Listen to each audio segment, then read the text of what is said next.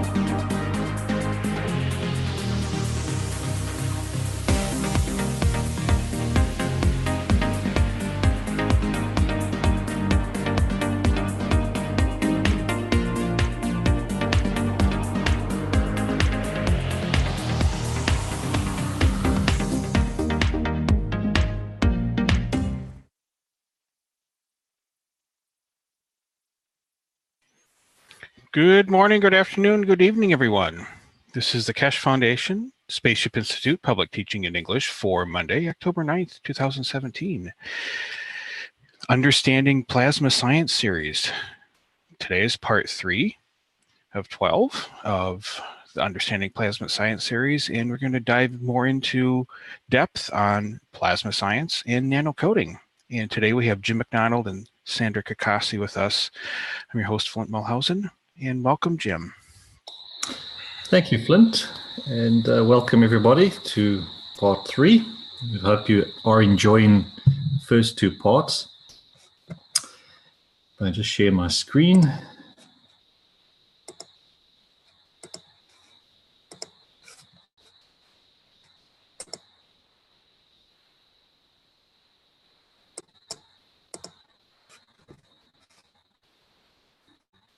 Can you see? Is it coming through? Yes, nice and good. All right.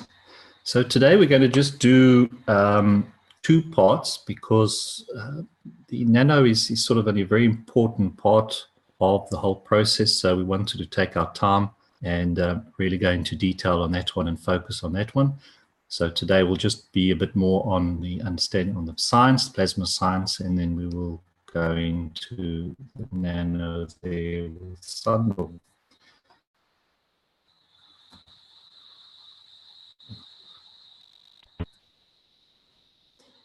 So this technology is brought to you by the Keshe Foundation, and obviously 2 websites that one can connect to and to get further information. All right, so we're going to kick off into part 3, being on the further understanding of what all the science is all about. First of all, I'll just do a review, going back to our very first workshop, just to bring everybody back up to speed and get our thinking along the same lines. So we begin to understand that everything in this universe and beyond is made of fields. And we introduced you to the concept of magnetic and gravitational fields, which we commonly refer to as maggrav fields. And just to recap on what they really mean. So if we understand, we showed the video of the 2 magnets, so last on part 1. So when the magnets repel each other, we call that magnetical, and when sort of magneticals attract each other, we call that gravitational. And it's the strength of each magnet will dictate that gap that they keep between, And as you saw, as one moves, the other one just repositions and maintains that distance.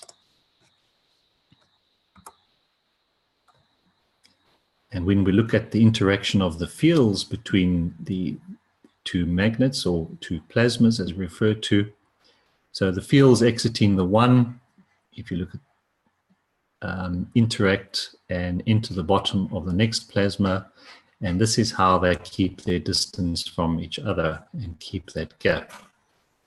It's how they interact with each other even though they're not in direct contact.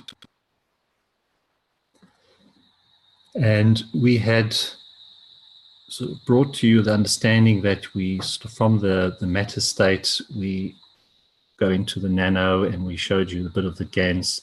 So today we're going to look a little bit deeper into what we term as sort of the plasma and the fields that make up the plasma.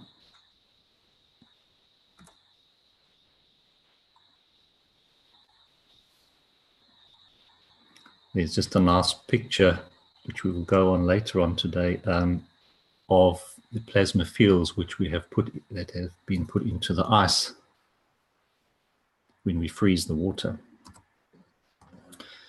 Okay, so when we look at a plasma, we've got to look at the sort of magnetical and gravitational fields of this plasma. And a plasma can be made of millions and millions of fields which come together and interact continuously. It's a sort of dynamic field interaction.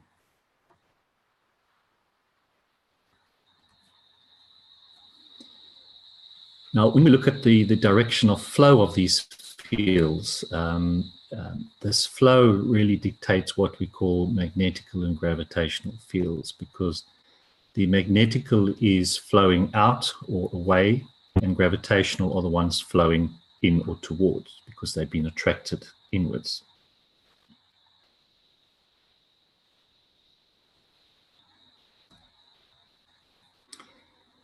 And when we look at sort of further definitions of these two words, when we look at magnetical, we can define it as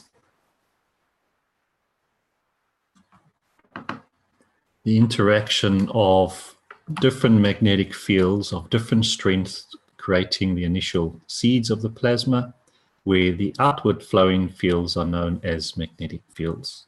And when we look at the definition of gravitational, it's the interaction of different magnetic fields of different strengths creating the initial seeds of the plasma, where the inward flowing fields are known as the gravitational fields. So that gives you a nice definition of those two meanings.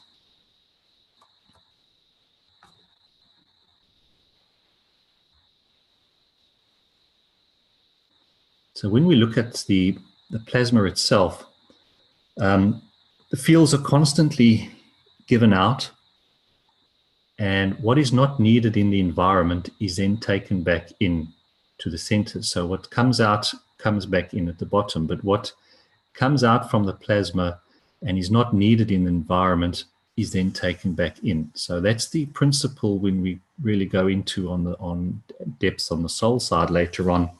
It's the principle of giving and receiving unconditionally, because there's nothing attached to it. It's just given out.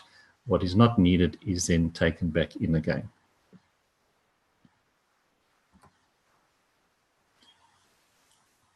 So to sum all that up on what plasma is really about, it can be made of millions and millions of fields that come together and interact continuously. So it's a dynamic field interaction of these fields, and that's what creates the plasma, what we know as the plasma.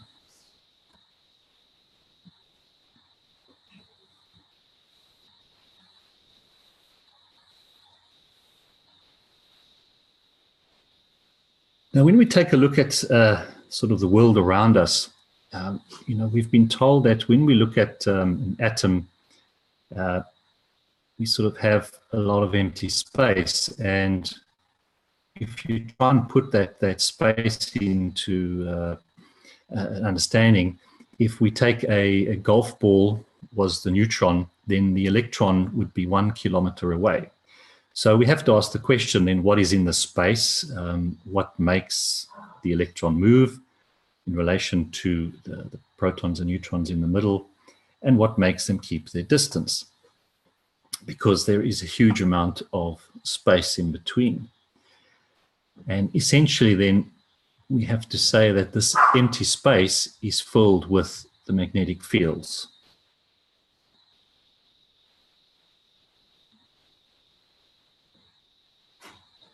And we can extend this further if we look out into our solar system, and we see the sun and we see the planets in our solar system, but we do see a lot of vast empty space.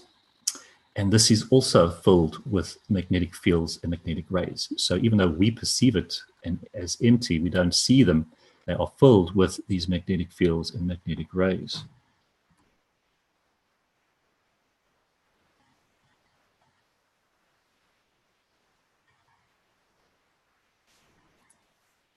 So now we're going to have a look at how a single plasma is formed.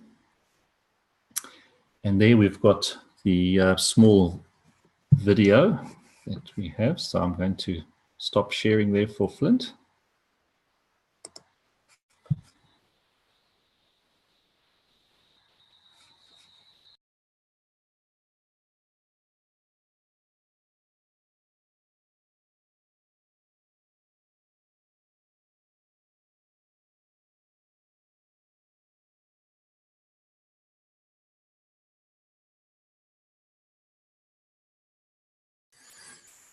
So this is just an animation showing how a plasma is formed from singular rays.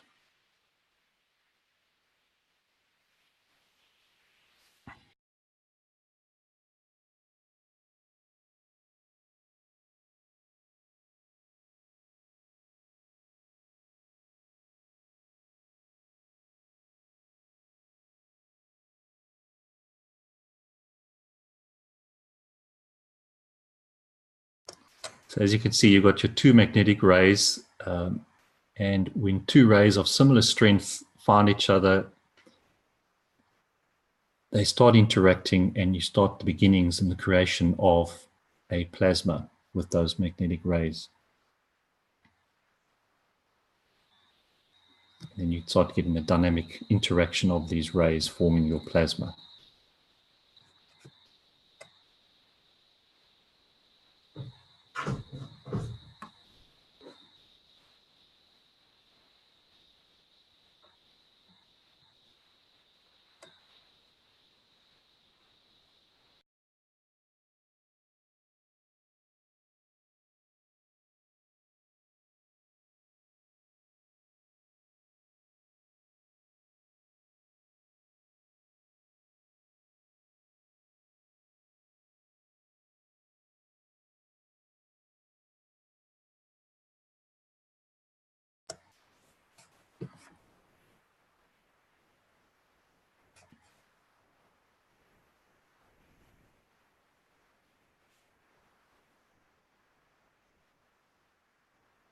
Okay, Flint, thanks very much. I think most of us have seen this video, this small video clip. It's been around a very long time, but it does give you the essence of interaction of these fields.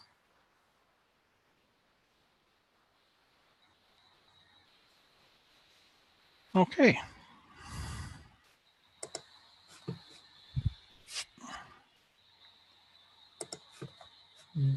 Okay.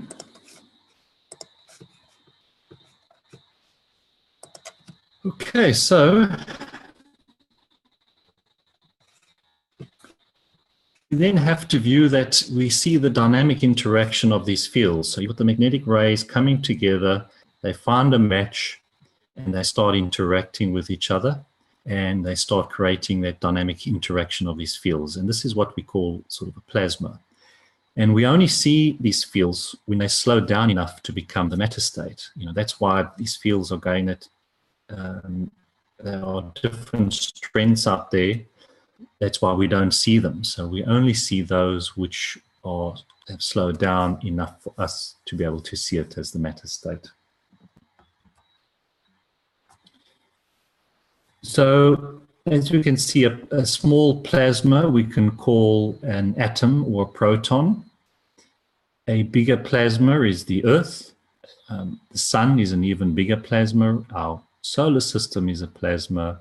Our galaxy is a plasma. Our universe is a plasma. It's just an interaction of the fields on a different strength, a different scale.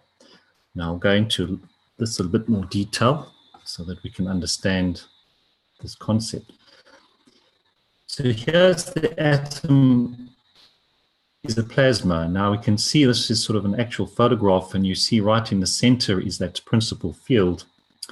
And that empty space that we have sort of learnt and had been taught at school is filled with these fields. We just don't see those fields, but they are filled with those interaction of those fields.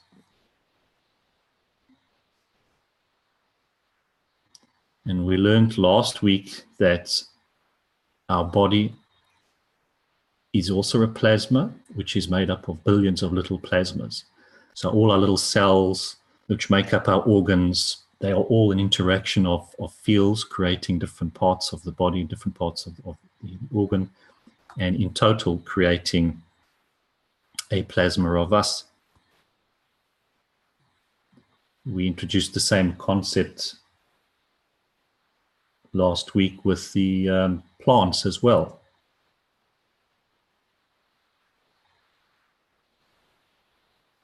Where the different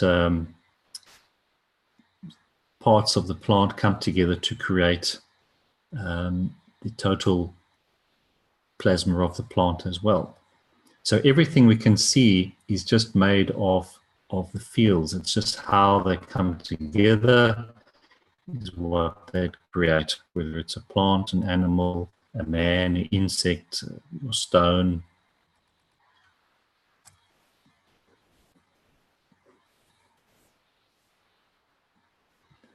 Say the Earth is a large plasma. We've seen many sort of photographs illustrating the magnetic fields of Earth, coming out the north, coming in at sort of the southern part of the Earth.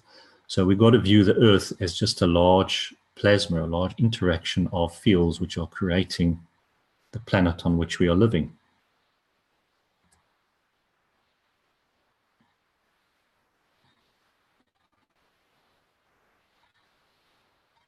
The solar system in which we have our sun and Earth and all our planets is just another larger plasma that we have to view.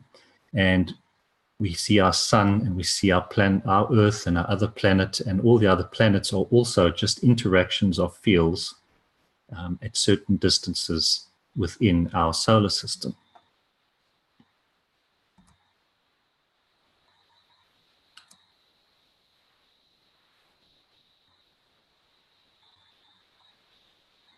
Our Milky Way galaxy is also a large plasma.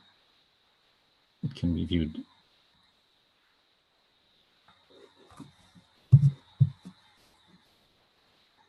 And our universe is the same. It's just a larger version of the same magnetic fields of different strength as in the plasma of an electron or proton. So it's still the same interaction of the fields coming together to create what we see as our universe, or our solar system, or our sun, or our Earth, or even ourselves, or the plants.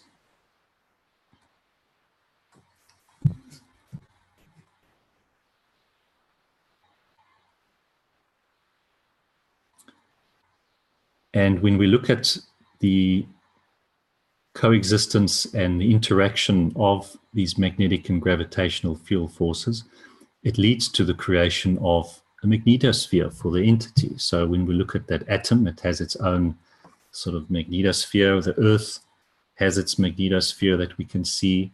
So would our solar system, so would the galaxy. So everything is the same. It's just the scale and the different field strengths. And this boundary is the maximum point of balance or equality between the two magnetic forces, magnetical and gravitational, which creates our magnetosphere.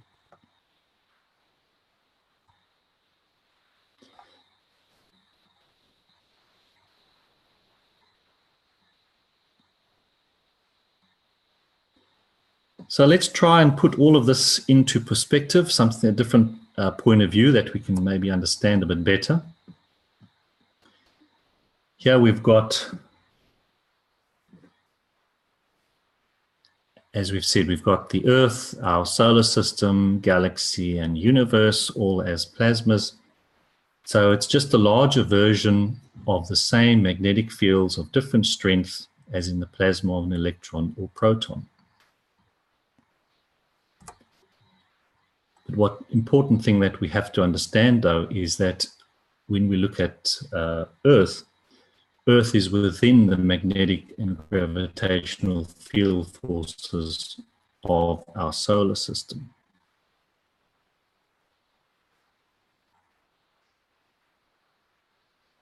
And our solar system is again within the magnetic and gravitational field forces of our galaxy.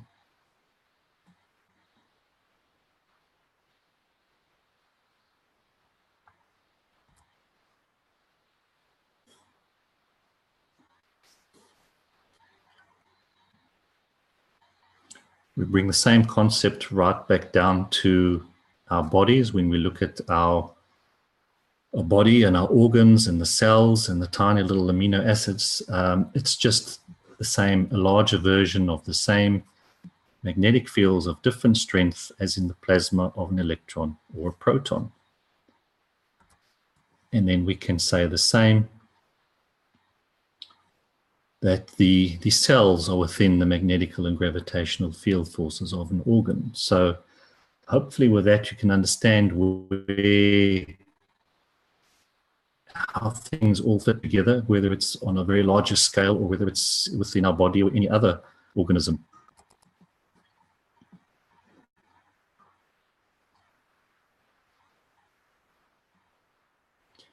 So from a single atom, we get molecules, amino acids, proteins, muscles, bones, our blood, our skin.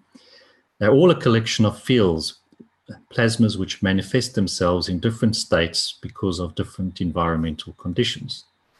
And together they create the man, the planets, the animals, the rocks, whether it's our sun, the solar system, our galaxy or universe. And when we look at just the way that we are made up, could we not say that man is like the universe? It's just a collection of planets, solar systems, and galaxies. So, it really puts that into perspective as what we've often heard of, as above, so below. So this is how the plasma operates. It's just the scale that differs, or this different field strength which differs, but it all operates exactly the same.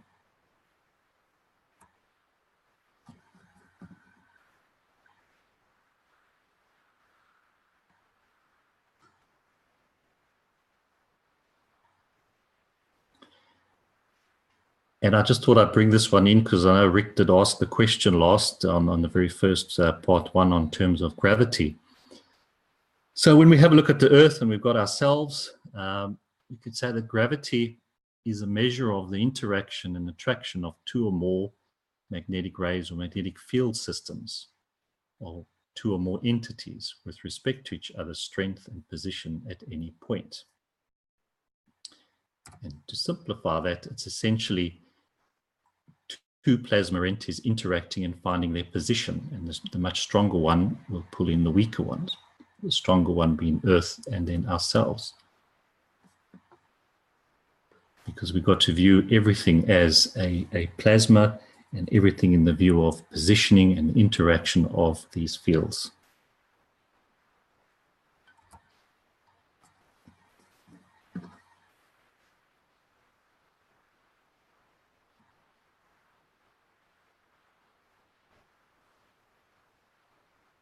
So gravity is due to the interaction of the magnetic fields. And these magnetic fields that make up our body come from the magnetic fields of our sun, the galaxy, and the universe. So nothing in this world or universe can exist without the magnetic fields. This has been the mystery of creation, that everything is made of these fields. And the whole world is made of the maggrav fields. It's the interaction of the magnetic and gravitational fields which create what we see. And the universe is built on the interaction of these fields. These fields are in constant motion, going from one place to another, depending on their strength and depending on their position. And when these fields slow down enough, it becomes the matter state. That's what we can see. So this is not a new science, but just a further understanding of the interaction of the fields that creates everything around us, that creates who we are and everything around us.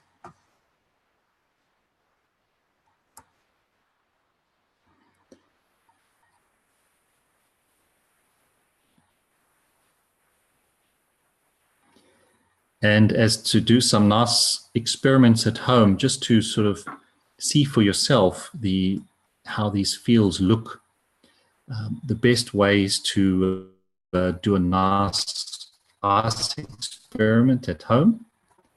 And this is the one that we had done very early on. It was great to actually see what these fields look like. So what we had done was we had just filled a little bracelet. You can see the photograph on the left. It's just a small tube that we had filled with water and a small amount of CO2 gas. Oops.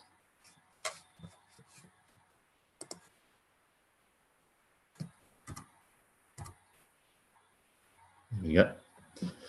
And what we had done was we had filled a bowl of water and we'd put a Glad wrap plastic over that bowl, and then we had placed that ring on top so that there was obviously a distance between the water and that bracelet.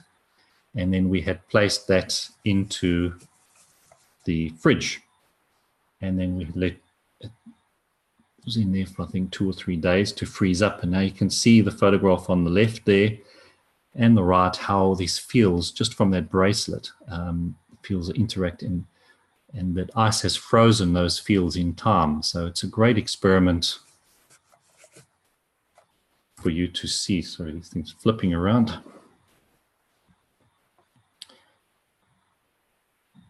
And then when in this particular one, I think it had been in the fridge for a freezer for 2 days at least. And then when we had broken it open, we discovered there in the middle was a perfect round hole where that even after 2 or 3 days in the freezer, it just had not frozen and just remained that hole. So that's your principal sort of field strength there in the middle. So the field forces within the water are so strong that the ice will not complete the freezing process even after 2 to 3 days. And so it just shows you the strong field forces that we are dealing with just from a tiny little bracelet.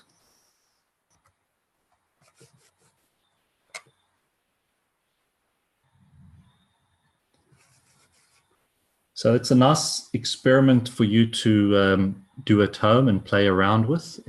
We've done many, many science experiments like this, and so it was always nice, fantastic to see. And you can see then the fields itself, those total interaction of those fields.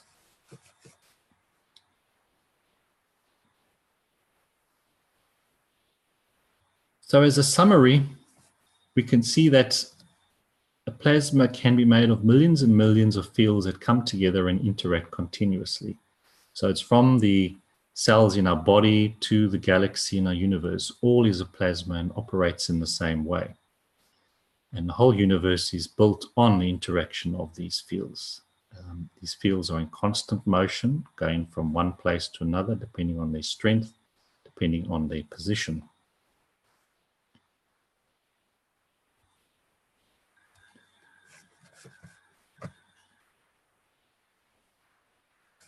Any questions at this stage? If we can just please keep the questions to the topic that we are discussing today. Yes, there is a question that came up in Facebook here from a Niall Jordan. Can we learn to use our own plasma in our bodies to cure ourselves by using our mind?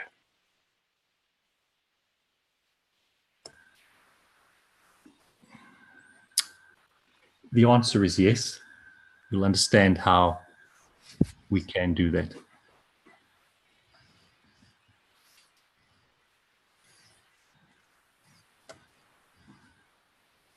Okay, we have a Klaus here.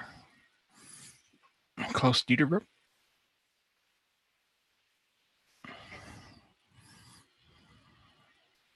Did you have a question, Klaus?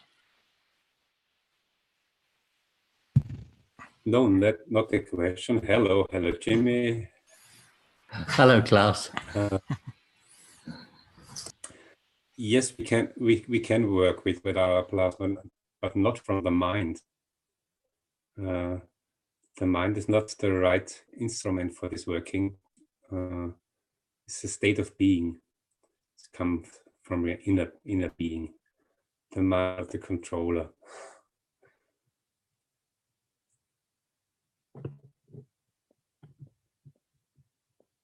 You understand? Yes, we understand. Yes, it's our soul that will be able to, and we'll learn that in further workshops exactly when we get into more details on that, on the soul. We'll see how through our soul we can.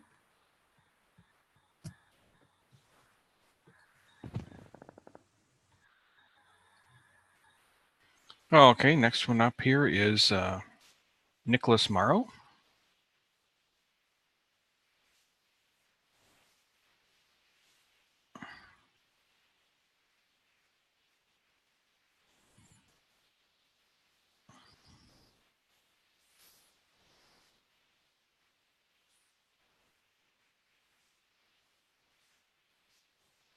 Very good. Just getting connected here. Thank you. Yes. So we're saying here that plasmas are formed from fields, and then we have them organized in such a way that we get atoms and so forth, human beings, etc. So what I'm wondering is, what is the organizing principle for plasmas that individuate? What causes an individuation? I mean, the one would think of would be a human being, or even an individual tree, or an individual entity of some sort. What organizes the plasmas and their interactions to create individuality? It comes down to the environment, and the environment in which the fields come together dictates what they will become. Because on Earth here, we are in Earth's environment. We're in Earth's magnetical gravitational field.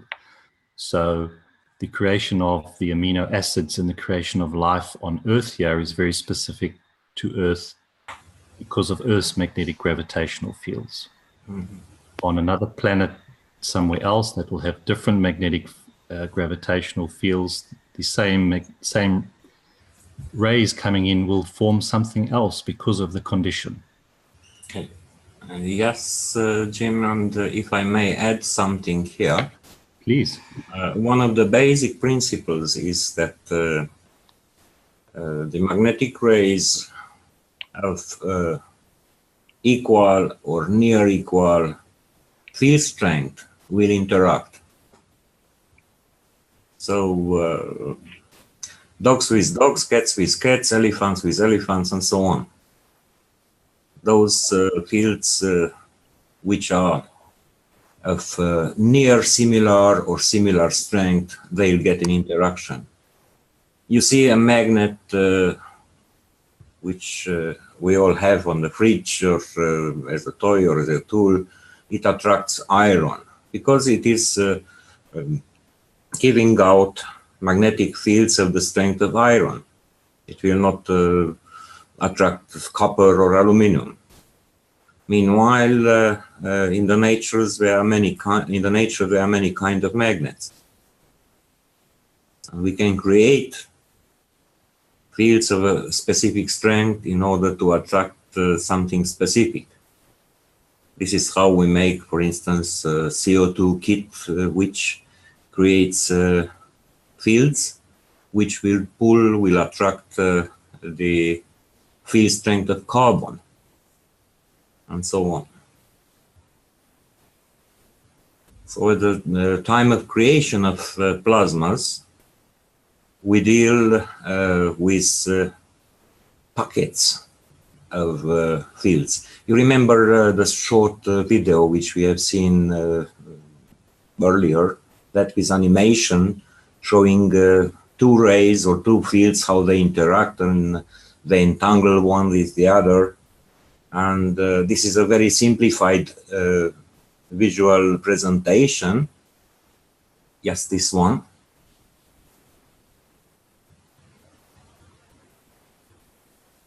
In the first second, we have seen many.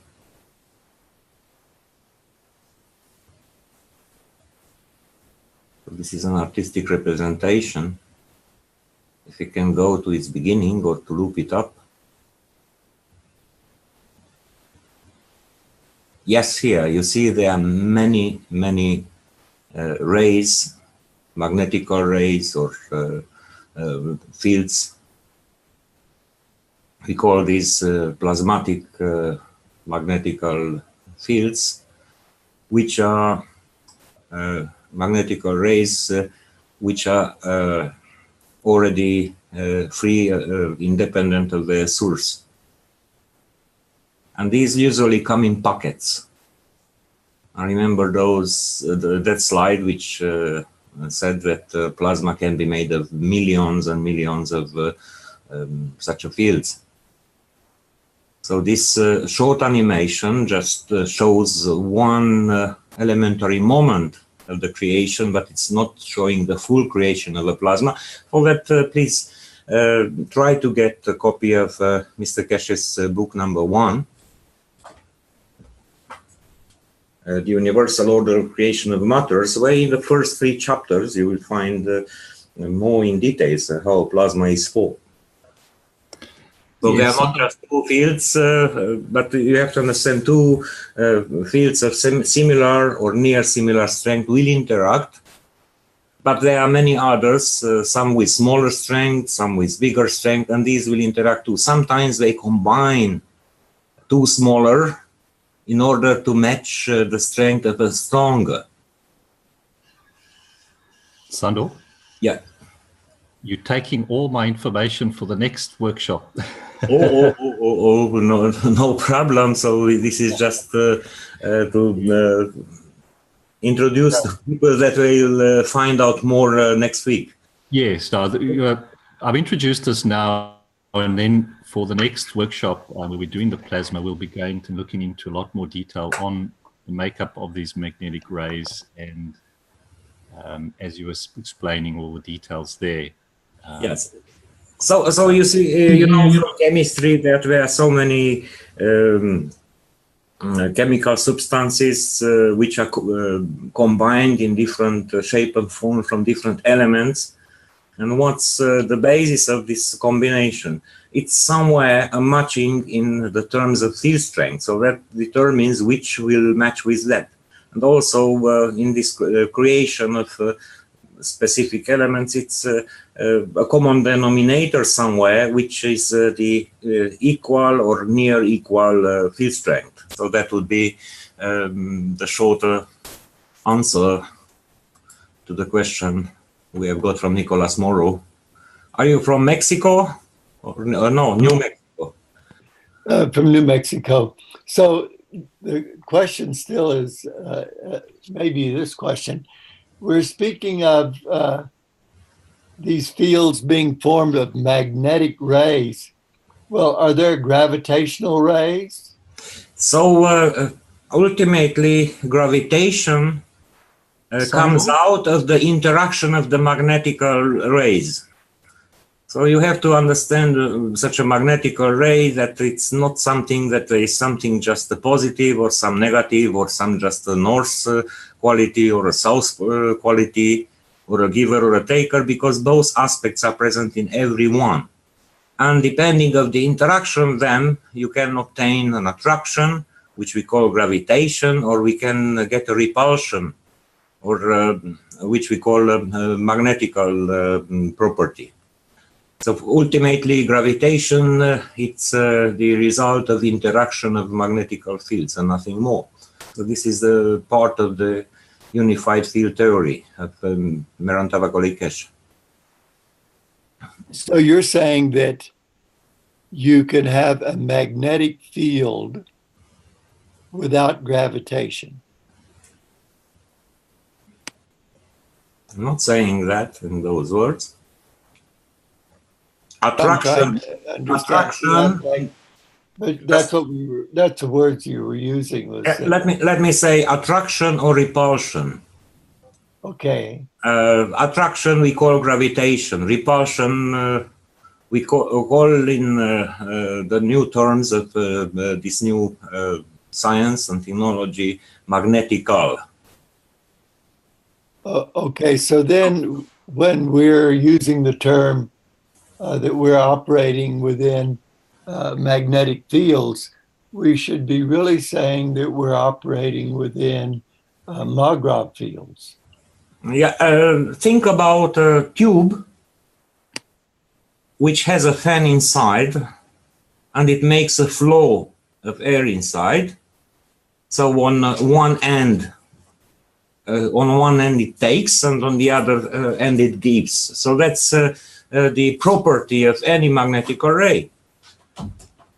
It's like an arrow. It has a point, and it has the back of it with the fletching, and it has a direction. Now, in one direction, so it's the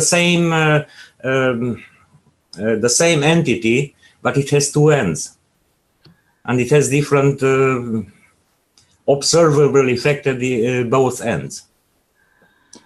We'll be going into much more detail in the further workshop on those. We will come back to this grace to Jim's hard work on the next couple of weeks. Very good. Thank you. And I'm very glad that you have a lot of thirst for more knowledge. Good. And we will go to that knowledge, but step by step for everybody to be able to follow. We have to go at a speed which is acceptable for the average. Because for some it's too slow, for some it's too fast. Very good. So this question of individuation, then we will look at later. Yeah, individuation comes from similarity of the field strength and nothing else. And then these elementary bits are combined into more complex shapes and forms. And again, you see, we have a common denominator with other animals, but we individuate as man based on similarity. I see that. So, one of the questions here is this aspect of form and function, that something forms, comes into forms or comes into a matter state, and it has a function, and which one precedes the other. For instance, the heart is an organ, but it only comes into existence because the energetic is there, the function is there that calls it into form. And I just was sensing that there is another principle here that organizes the fields. I don't want to call it a soul element yet, but there's something that organizes the fields into plasmas or groups of plasma energies. Even though we begin with an atom or we begin with amino acids. We will get to that too.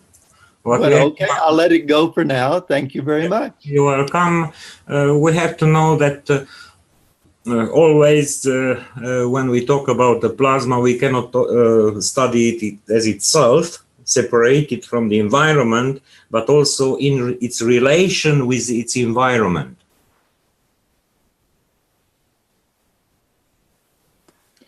Yeah, it always has to be considered in what environment it is. And every environment has that different magnetic or gravitational strength. Here on Earth, even different positions on Earth. Yeah, I think the idea of positive positioning comes in there as well. It's integrated into that whole thing very much so. Everything has a positive position, an individual position according to its center, its plasma center. Look at a piece of cubic sugar, a cube of sugar. How it is? It is sweet, of course, and it is solid. But it is solid until you put it into the hot tea. So always the environment makes an interaction with the entity. And that interaction will determine finally which shape it will have. So the shape of the plasma is determined by the balance of its internal magnetical and gravitational fields and the balance of internal and external gravitational fields of the environment. I've got a great example I can show. It's a 1-minute video I did with interaction of two balls in a specific environment. Let me show that here. I think it might be applicable. Just a second here.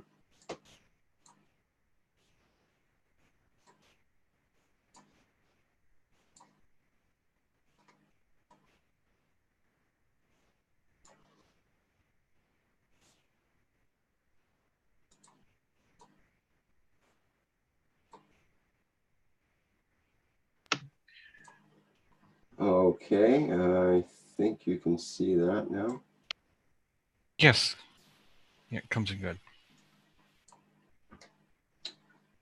Okay, let me play it.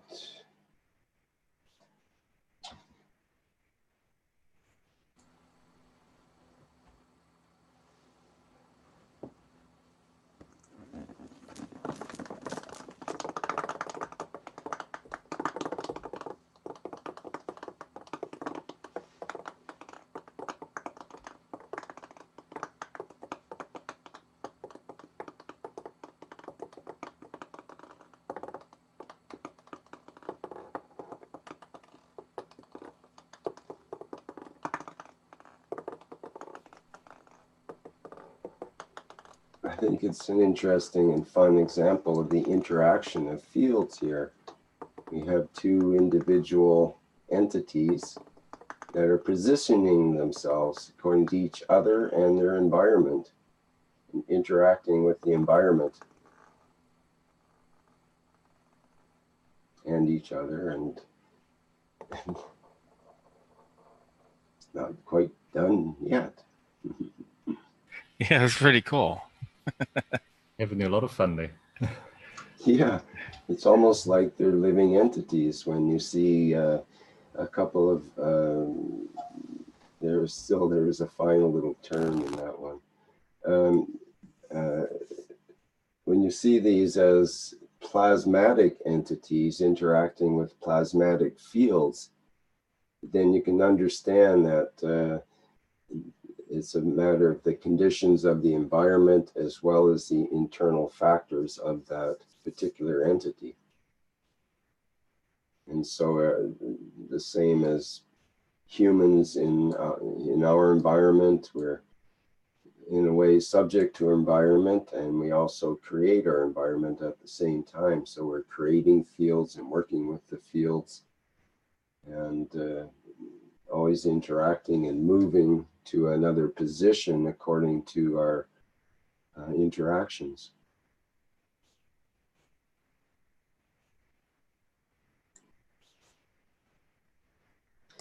Thank you, Rick. That was a Okay, nice well- illustration there. Yes, thank you very much, Rick. That was really, really amazing to show that. Jim, I have a question. Go ahead. Can you hear me? Yes, I can. Jim, thanks for putting this program together. I appreciate it. My question is about this term we use for the interaction of the fields, and the term being plasma. Obviously, the same term is used in other senses outside of what we're doing here. I don't know if there's a place for it or not, but is there any way you can kind of make a distinction for us? I mean, you hear about blood plasma and things of that nature. We're using the same word, but I think we mean something slightly different.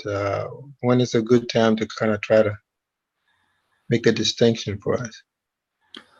I'll do a bit of work on that one, and then I'll see if I can fit that in on the next presentation, if that's okay. Excellent. Thank you.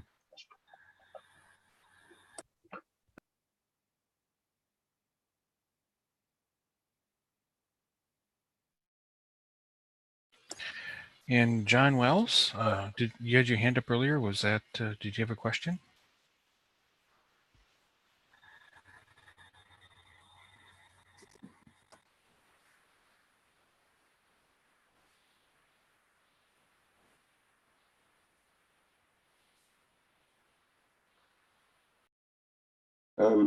Not hearing John. Yeah, he's just not just yet. So okay. Then I've got a couple of questions on the live stream. Maybe we can. Yeah, go ahead. From BJ, is the sun as a plasma affecting this planet right now and draining the oceans? Water is disappearing from beaches twice in Brazil. Is it possible the moving tectonic plates is taking the water into the cracks that are opening up? Interesting questions, but can we just keep it to the topic, please?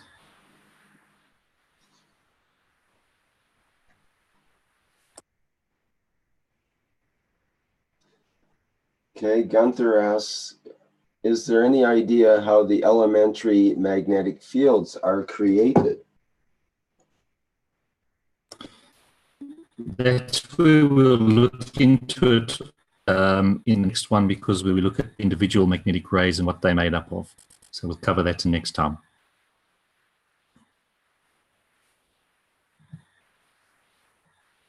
Okay, thank you, Jim. Did you have any more there in live stream, Rick?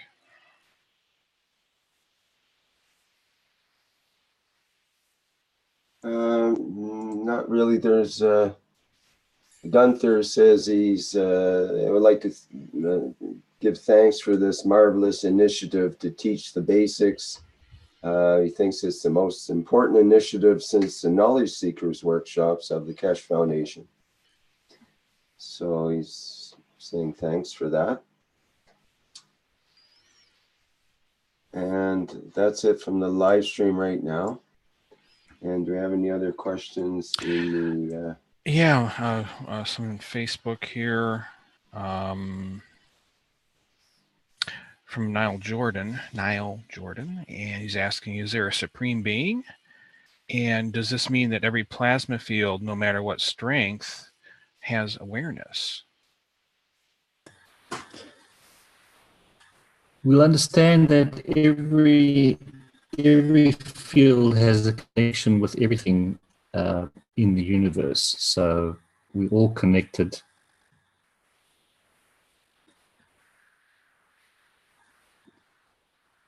Because we all have a principal field of the universe within us. So we are everything, and everything is us. So behind it, then there's one consciousness or one awareness. It includes everything. That I cannot answer.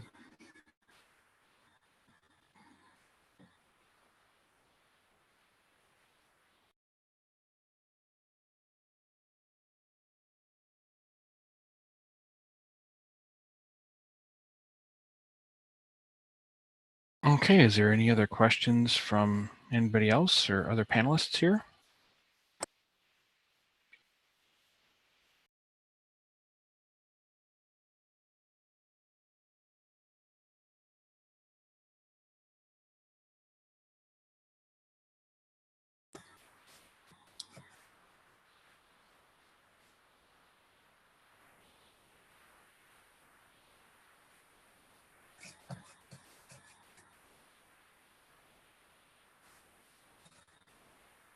doesn't look like it, Flint, so we'll go on to the next section then.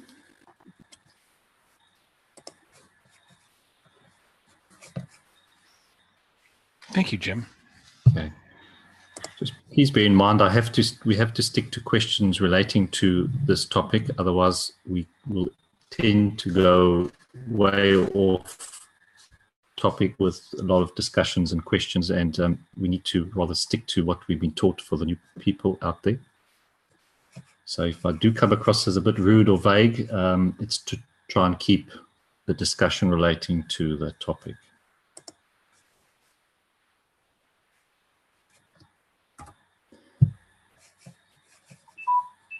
Okay, so now we'll get into the nano, and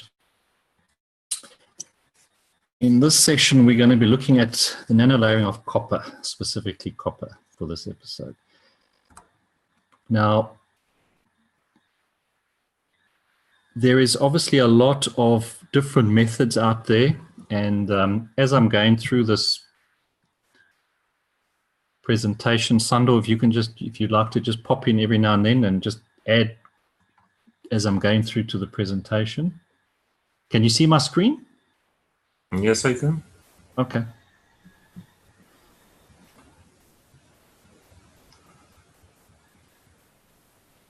So, all right. So we have to look at, there are many methods out there that people have come across to create their nano layers. And today we're just going to focus on the hot caustic bath method. In later workshops, we will detail other methods, but today we just wanted to bring across sort of a very important method that people need to use and understand why they are creating their layers. Before we start, it's always very important on how you treat, once you've created your nano layers, on how to treat them. So I wanted to start off with this very first, because we have to realize that, and these are really, really delicate layers that we are creating. And so when you are handling your nano plates or your copper coils that you've created, is to really use gloves and only touch the real edges, and to not move your box around while the process is going on during the nano layering. And just to try and give you an illustration of how really delicate these layers are, we've all, as kids, we've stuck our finger onto those tiny little ice crystals in the freezer. So if you just imagine your nano layers are like that, so every touch you are damaging tiny little layers of your nano. So if you bear this in mind, then you realize how delicate one has to be to handle this material.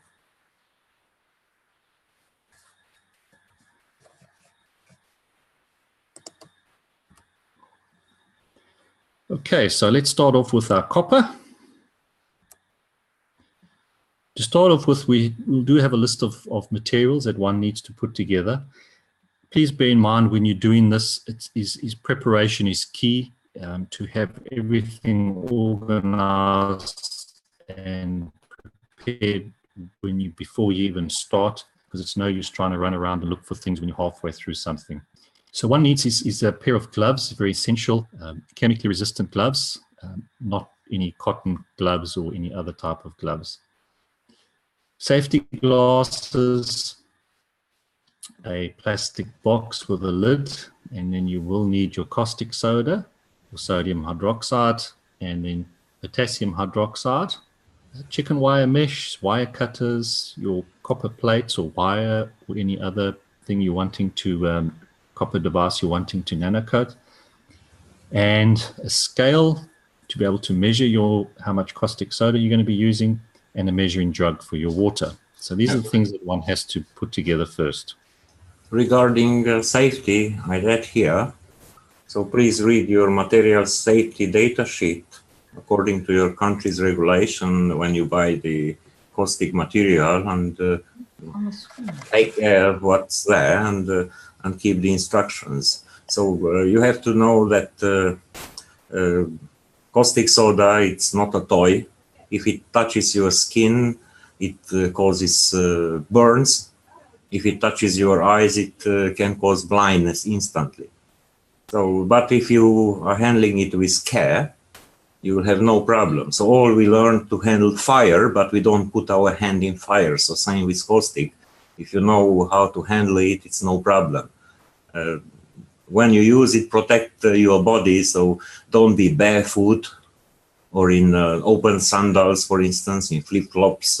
Use shoes and use a clothing which can save your skin in case accidentally you would drop a tool or would splash out a little of the caustic liquid. And it's very good to have at hand a bucket full of water, just plain water. And if you have any drops on the floor or on your body parts or your cloth or your furniture, just use plenty of water to wash it out. Don't use immediately vinegar or other acid to neutralize it, because if you have a little caustic on your skin, if you add some acetic acid like vinegar, you can cause, besides of a caustic burn, also an acid burn. So just wash thoroughly with water every spill off or every drop which goes nearby, and do it in a quiet place without children or pets nearby, and not be surrounded by people who would distract your attention. Take care, and it's safe to use caustic in that case. But safety first. Yeah, absolutely. Thanks, Sandor.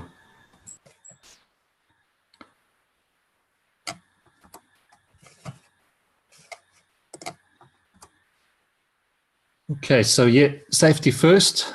So always use your gloves, and as Sandor said, have water available to wash off any spills and splashes, because as much as we try and be very careful, things and accidents do happen.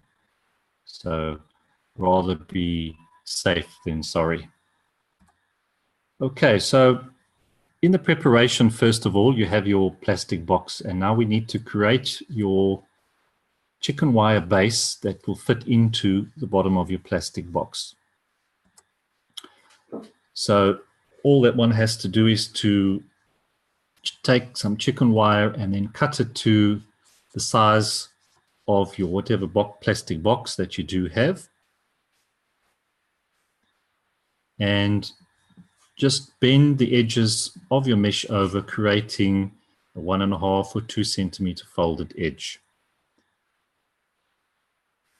And you just repeat this process on the other side, and eventually you just do it on all 4 sides. So you're creating a sort of a nice box shape, and then that will fit into the bottom of your plastic container. So this is very easy to do, no problems. Right, now your preparation. This is very important when you're preparing your copper plates or even your coils. And just to come back to what we had discussed on the nano layering in the previous episodes, is that at this stage you're just dealing with the copper in a matter state, and so your atoms are all very tightly packed together. I add here a simple idea which you can keep in your mind. When you do a nano layering of the copper, it's different when other kind of nano layering which are used in industry, where they do deposition by atomic layers or in vacuum or chemical vapors and so on. So when they add something like we add a paint to a surface, here we make the layers from the copper itself. So it's like a kind of process like like when you make popcorn. So you have tightly packed atoms, and then you add an extra energy which makes these atoms to pop up in a different shape and different structure. It's literally like when you make a popcorn. Yeah, that's why we try and use the term sort of nano layering and not nano coating, because the term nano coating then implies that we are putting something on top of the copper, but we're not, as Sandor explained. Okay, so if you've got your copper, whether it's your copper or it's your wire coils that you're wanting to nano layer, or even your little spinning devices that you have, you need to make sure that they are of the highest quality and purity of copper. Cut them to size that's going to fit into your box with the lid closed. And your plate thickness can vary. If you're wanting to make your plates for your GANS materials, can vary from 0.5 mil to 3 millimeters. The thickness is not important. Okay, there are two options to prepare your plates. The first one is, if you do have some tools at home, is to drill a small little hole on the two corners of your plates, and these holes can be used to hold your plates during the nano layering process, as well as when you're wanting to use them to produce some GANS material. The other option is one can just cut into the plates and then bend over small little edges, and then you can use these little edges to hang your plates. So whichever is going to be easier for you, either option works very, very well.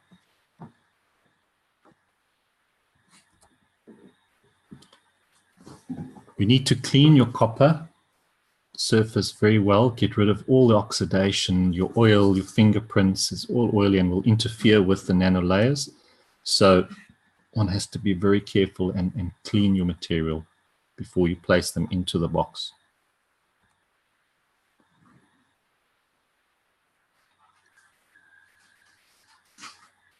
Okay, so now we've done all our preparation, and now we can begin creating our nano layers.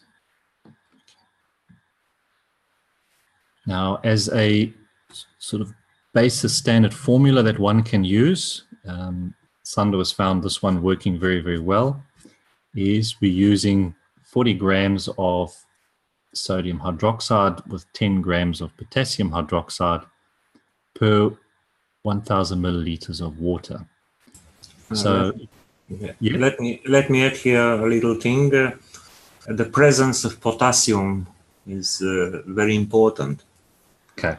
So when you buy your caustic soda, sometimes you find its chemical composition that it has, let's say, 90% sodium hydroxide and something is, the rest is something else. If accidentally it contains potassium, it's fine. But usually we add potassium. You can use potassium hydroxide, or you can use a potassium salt, like a potassium chloride, that you can get from any chemist, pharmacist. It's a product which is called no salt in some countries, or salt without sodium. It's a dietetic supplement, so it's easy to buy from any pharmacy. If you cannot get potassium hydroxide due to local restrictions, in that case, you can add some quantity of potassium chloride. Potassium is important because a tiny part of the potassium of the nature, 120 parts per million, it's made up of isotope potassium 40, isotope 40 of the potassium, which manifests a so-called beta decay. So it emits some kind of ionizing radiation at a very, very minute rate, which makes it not harmful at all. So some radiation is needed even for life to be able to function. But that little sparks are giving that extra energy which is needed for this popcorn process to occur. So you can use, let's say, 10% of potassium or 30% of potassium. It's up to you. This recipe just was found that this is something which works in most of the cases. So you can use a little more or a little less. You can experiment, but if you use this ratio, your success will be 99% guaranteed. I have a question, Sandra. I did not understand how the importance of using potassium. Why is it needed in terms of nano layering? Yeah, look at how cells divide into the body. The division of cells needs some radioactive material, which is usually cobalt, and you can get it in the form of cobalamin. In other names, it's vitamin B12. So vitamin B12 is usually produced in the guts of man or animals and so on. So your body produces it naturally. But that vitamin B12 is needed for the cells to be able to divide. The similar vitamin is the folic acid or vitamin B9 in other terms, which has the same action, but it is much stronger and it's needed for the fetus to grow. So now Mr. Cash has studied for a long time how to find such a material which is slightly radioactive to give that little scintillation for this easy nanocoating process, and he found potassium.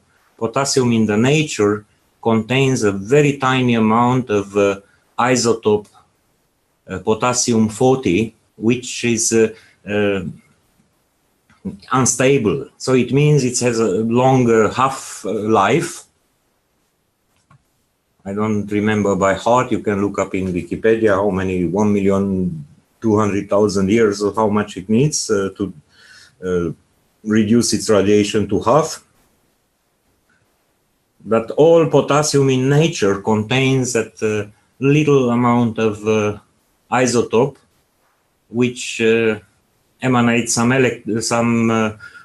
beta radiation, and that's that one which gives the little spark for this process of nanocoating to occur.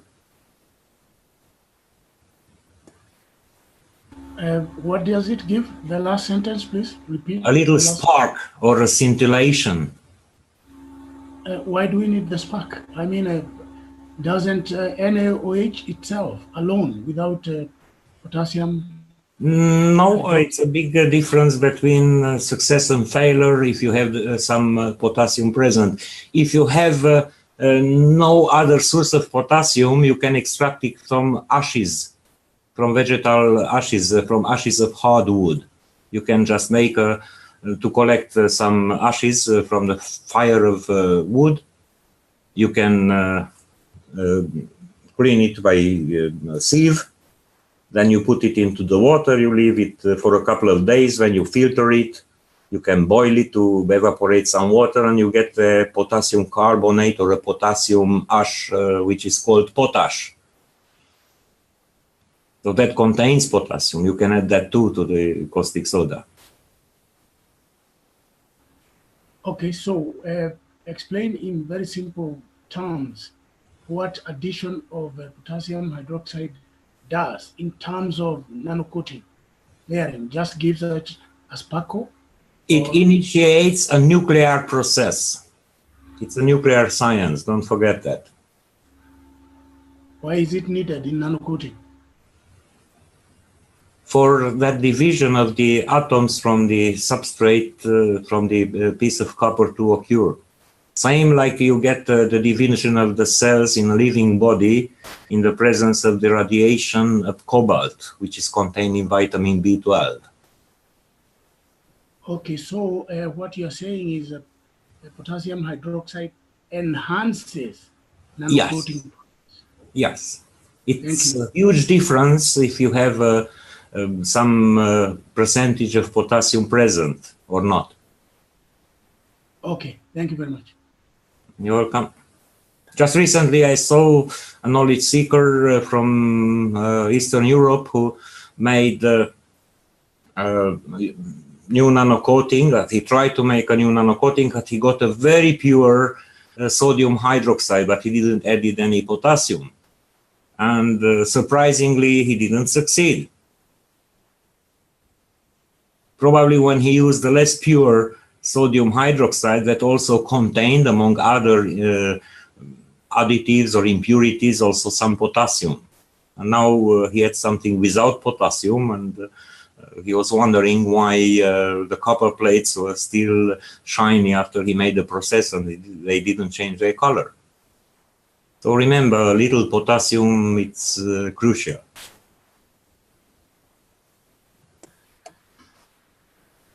It's like the vitamin for your body, for your cells to be able to divide.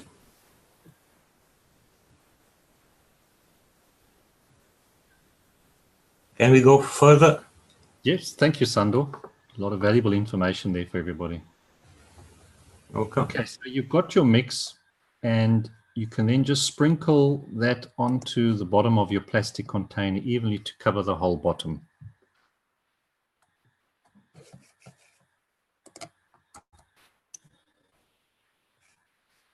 You can then place your plates onto the mesh at the bottom of your container.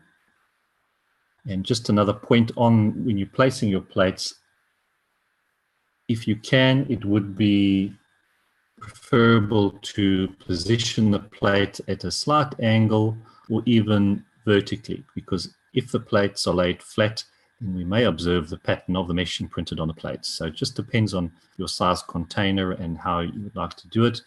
But ideally, you'd want your plates to be standing upright. Then you need to place your lid onto the box, leaving a small opening. And then you need to pour the boiling water into the container. Now, this is where you need to do a bit of preparation, in that you need to know how much, once you've got your plate in there, you need to know how much water you need to place in there to make sure that your plates are fully covered with the water. So it's best to just measure beforehand with the cold water, see how much water you need. And if you need then 2 or 2.5 liters of water, then you can then know and measure how much caustic soda one needs to place into the bottom of the container. So that all depends on your size of your box and the size of your parts that you're wanting to nanolayer. So, but there, here you have to be very careful when you pour your boiling water in the container, because you're going to get hot steam from your hot water as well as from the caustic. So in this stage, be very careful, and also not to breathe any of the fumes coming off. So you need to pour enough water in there so that you covering your copper plates completely, and then immediately close the box with a lid. And even if you just put your kettle straight back on there or anything else, just so that you can trap that steam in your box.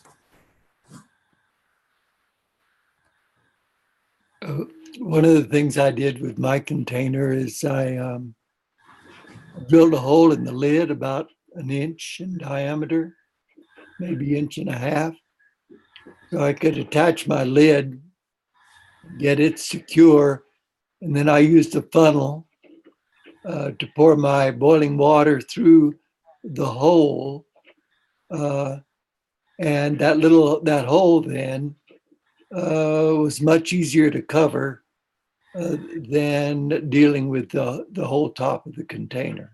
That's a very professional setup, if you can do it. Good. Yeah. Thank you, because it is a lot safer as well. So thank you for that. Okay, so once you've closed your lid, you leave that box for 48 hours. Do not open the lid during this time, because what you've created in that box is a caustic environment around your copper. All right, the next step is your drying. So after your 48 hours, if you're just doing one single plate, it is a lot easier. You need to remove most of your caustic water from your box. If you do have many plates there that you are trying to nanolayer, then one just has to try and remove that caustic with a syringe, because you don't want to really disturb or fiddle with those plates, because you'll be starting to damage any of the nanolayers which might be starting to form. And then one must always just leave a small amount of the liquid caustic in the box. So you don't pour everything out, just leave that small little amount that will sit at the bottom of the box. If I may add here Yes. something. So both ways are correct. You can do like in the picture, you just to pour out the caustic liquid from the box, but it is much easier if you can manage to use a pipe to siphon out, to pull out the water without disturbing the entire box. If you have a fish tank or a friend who has a fish tank, look how you take out the mud, the water from the fish tank without turning upside down the whole fish tank. So later, in questions and answers, I can show my the principle of the method I use usually. Oh, very Thanks. good. I use a siphon as well, and if it's a smallish plastic tube, you can just fill that with water, and then when you stick one end into the caustic, your finger in the other end, you get an automatic siphon without having to suck it. Yes, I use exactly the same method. So you have your box with caustic on the table, and you have under the table a bucket, for instance, or another recipient where you pull out the liquid caustic. It's a very good. It's a very easy and good method. Thank you very much. All right, thank you. That's important, especially when you are not nanocoating just 1-2 plates, but when you have a bunch of them. When you do this on a higher scale, it's much easier than moving out carefully so many pieces one by one into another box and so on. It does minimize your handling, so yeah. Exactly, and you don't touch so much the surface, which I told at the beginning, it's so important to be careful how we handle these very sensitive newly created nanolayers. So at this moment, when you take out the water, usually your copper plates stay shiny metal color until they are covered with caustic, and immediately as you remove the solution of caustic, the color starts to change in minutes.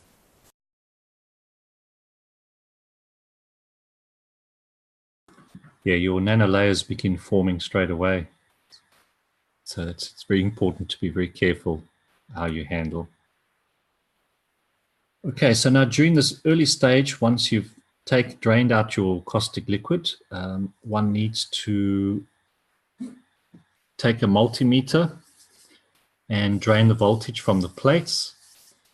And the best is to take 2 of your electrodes and do an opposite diagonal corners of your plate. You just hold for a couple of seconds. And if you do this every 6 hours in your first 24 hours after you've drained your caustic liquid. So why this is important? If you don't do this, the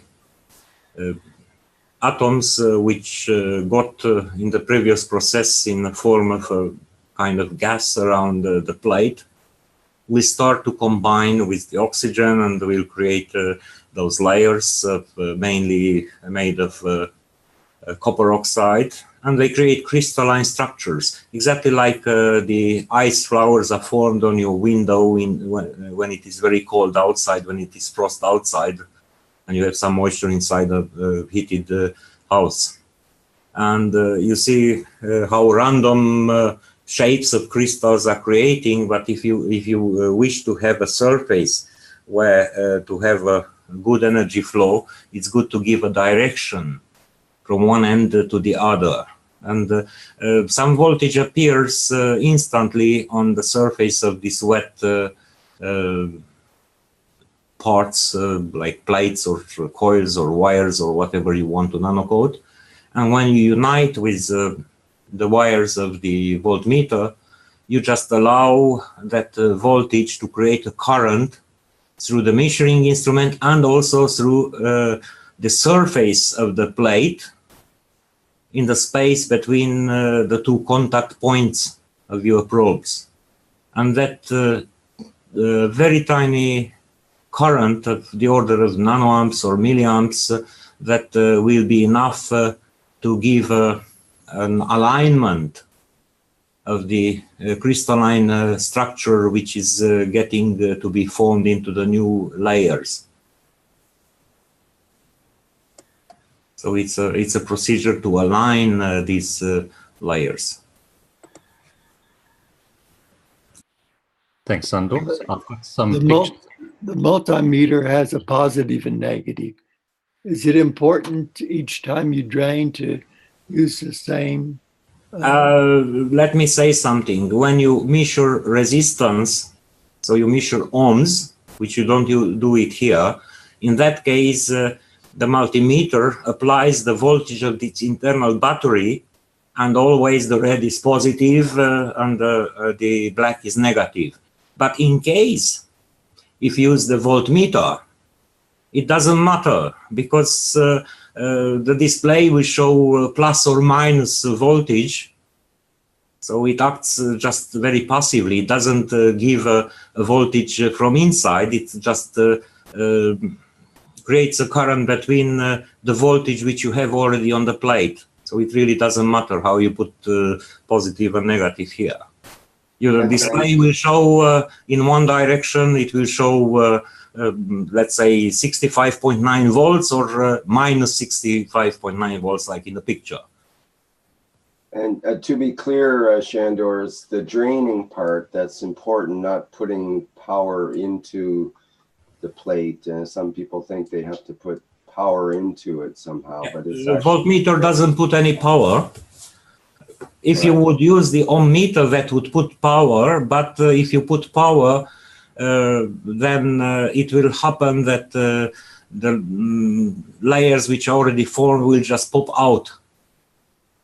Yes, exactly. That's the way Mr. Kesh explained it at one point, is the layers tend to be too fluffy if there's power put into it. But if you drain the layers of power, then it tends to tighten up the nano layers and it makes them more effective.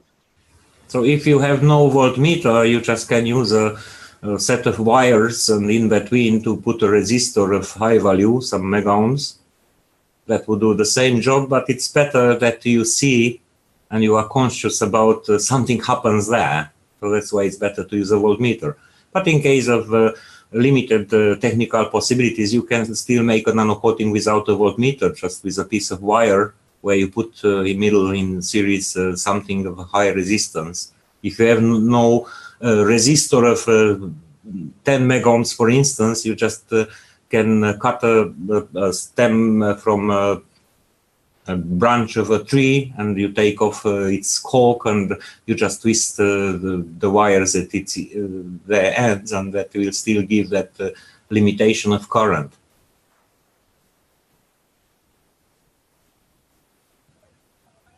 So you can improvise whatever you don't have. Yeah. That's a great way. All right. Sorry for too much explanations. We don't want to overcharge the presentation. It's important because this is such a crucial part of the whole process. So that's why I haven't put anything else for today's just this nano, because I knew it would take a while.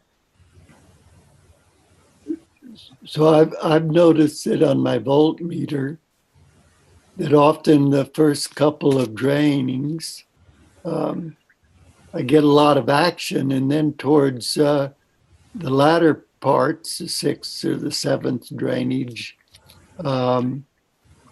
there's hardly any register on the meter. So it depends how much moist you have around. If it's completely dry, probably the voltage which you observe will be less and less. Oh, good, thank you. So here's just a nice illustration of just a clip from the video of the importance of stabilizing and realigning your nano layers that are forming.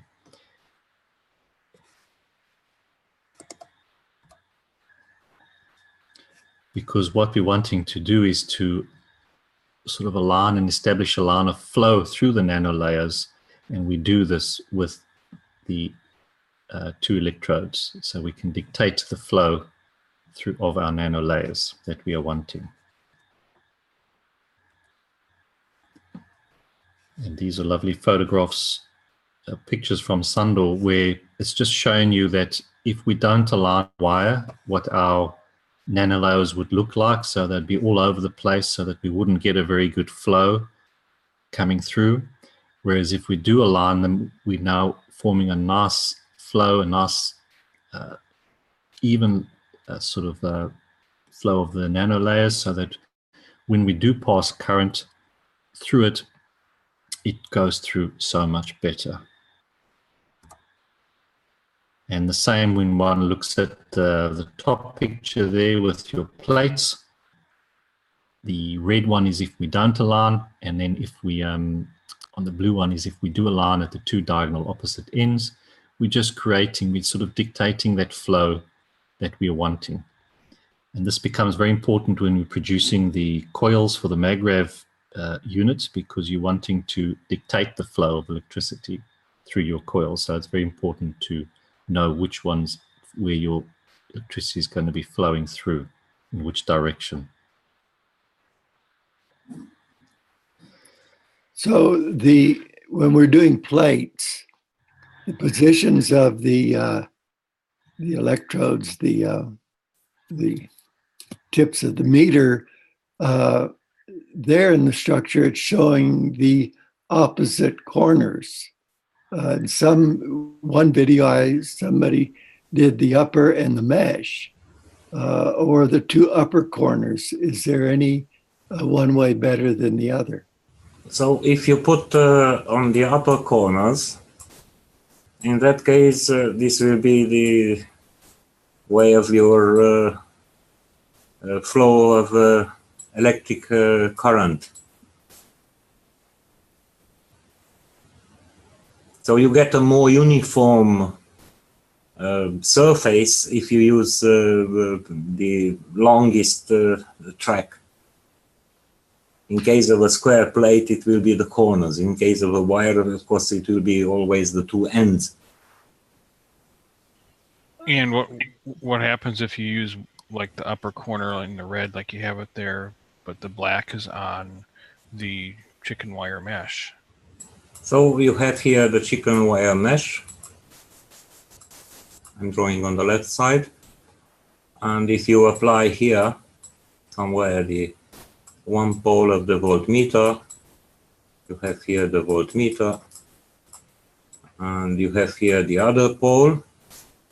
So in that case, probably you will have something with this direction.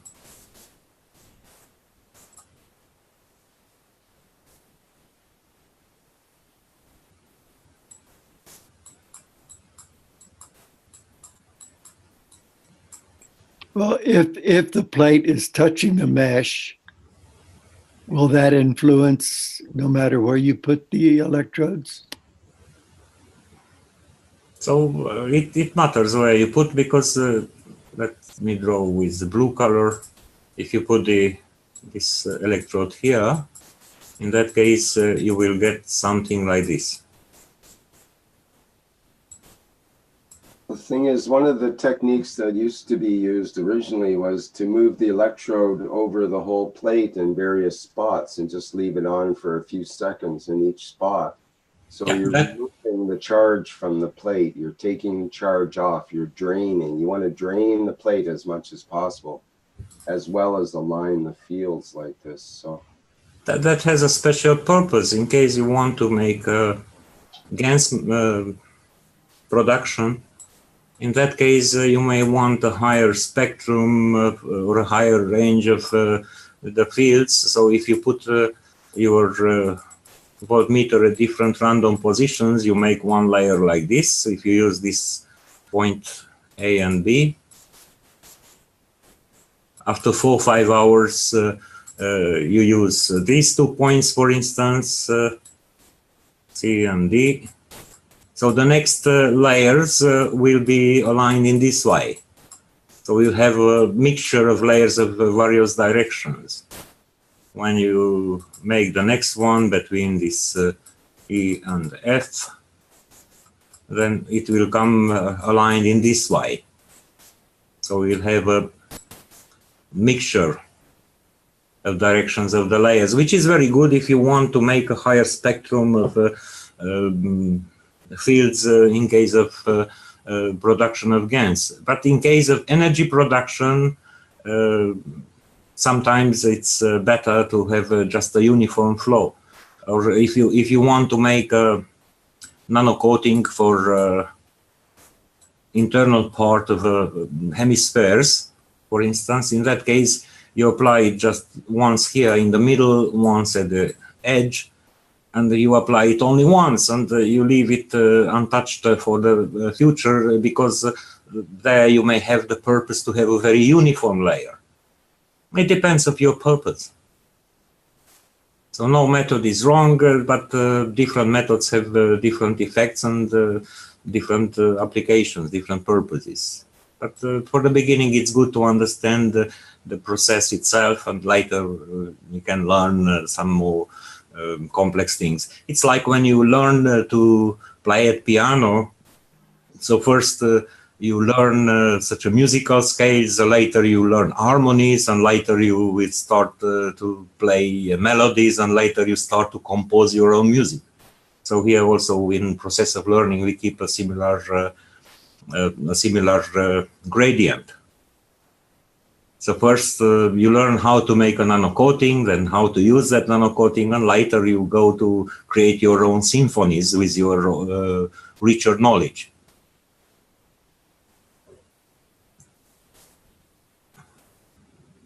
For the beginning, it's good to keep it simpler for people who are learning newly, to not get confused with too much information at once. But it does show you the importance of what you're trying to create and for what purpose. So that really comes into play when you're wanting to create complex and intricate devices, and you're wanting to dictate flows. We need to understand why and how. It's important that learning is not just by listening and reading or watching, but also by doing it. So after you watch, it's very much advisable also to do your own practical applications and experiments, and you will actually learn from what you will do and what you will observe while doing. So when the knowledge adds up. I think what you're saying there is very important, and Mr. Kesh has brought that up in several of the last teachings over the last couple of weeks, that we have to know what's going on, not just theory, but it's also important to have a beginning point. Some of us have problems that we start experimenting with new things before we even do our first experience. But that's fine, because even sometimes you learn from your mistakes. I tend to learn more from my mistakes than when you get it right. So that's why you have to practice. You have to play around and do it, because you learn from the whole process. And to say there are no mistakes, it's just done differently, and you can learn a lot from that. So don't be shy in playing. For sure, I would like to say there are no failures. So learning is achieved by a succession of successful and unsuccessful trials or experiments or life experience. You do something and the result is as you wished. In that case, you will repeat that. You do something and the result, it will be not what you wished. In that case, you don't repeat that way. So I used to say you cannot learn to swim without swallowing some water.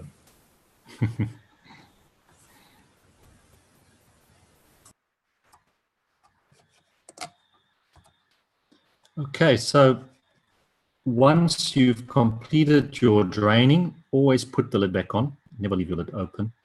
And so we drain the voltage to polarize the surface and dictate the direction of formation of your nanostructures. And so you can do this, as Sandor has shown, in different positions, or you keep your one position where you're putting your electrodes all the time. And then you keep your lid closed for a minimum of 2 weeks. Let me quote, I don't remember who told this first, but somebody from the first knowledge seekers told once that growing nanolayers, it's like growing mushrooms. You need a lot of patience and care. It's a good analogy. So, what is happening during these 2 weeks? Well, during this drying process, the nanoparticles will be finding their position in respect to each other. So you are draining and you're dictating a certain direction, but because they are still wet, they are still moving, they're still positioning, you know, like two little magnets. They've got to find their position in relation to each other. And that's basically what is happening during this process. How often do you drain during that 2-week period? Depends on your purpose. If you want to make plates for making GANs, you can repeat that 4 or 5 times each day. If you want to make something for energy, by my knowledge, and please correct me if I'm wrong, you do it once and never more.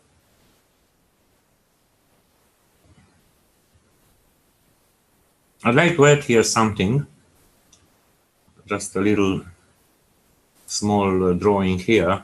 So if you have here the surface of your copper, and if you have here the atoms in a tight bond, in a metallic bond, as you have underneath, then you make your first layer, some small particles, atoms, are getting an extra energy due to the hot action of the hot sodium. And like when you melt a piece of ice or a piece of metal, first it goes from solid to liquid, and then it goes in form of gas. So here also we have something like a gas, which is separated from the original plate, but you have a field interaction between these atoms, these copper atoms which are free in a gas state, and between the atoms which are inside. So you have here an attraction, you have a repulsion, and also you have an attraction and repulsion between each. So they find a new position. They want to go a bit further because they got extra energy, but they cannot go too far because of the gravitational forces, the attracting forces. Once you made this, your first layer, and this is arranged, by the way, this gets completed by some oxygen also goes and becomes part of your structure. The copper atoms create some gaps and holes in between where, for instance, the oxygen from the water can fit into. So that's how you get a structure of oxygen atoms and copper atoms. Just I choose randomly another color. Color doesn't mean anything, just a different kind of element. And then you have such a bonds in between. And still there will be some spacing in between. So this to understand how this layering is created. And what's important, once you have your first layer here created, this is your first layer.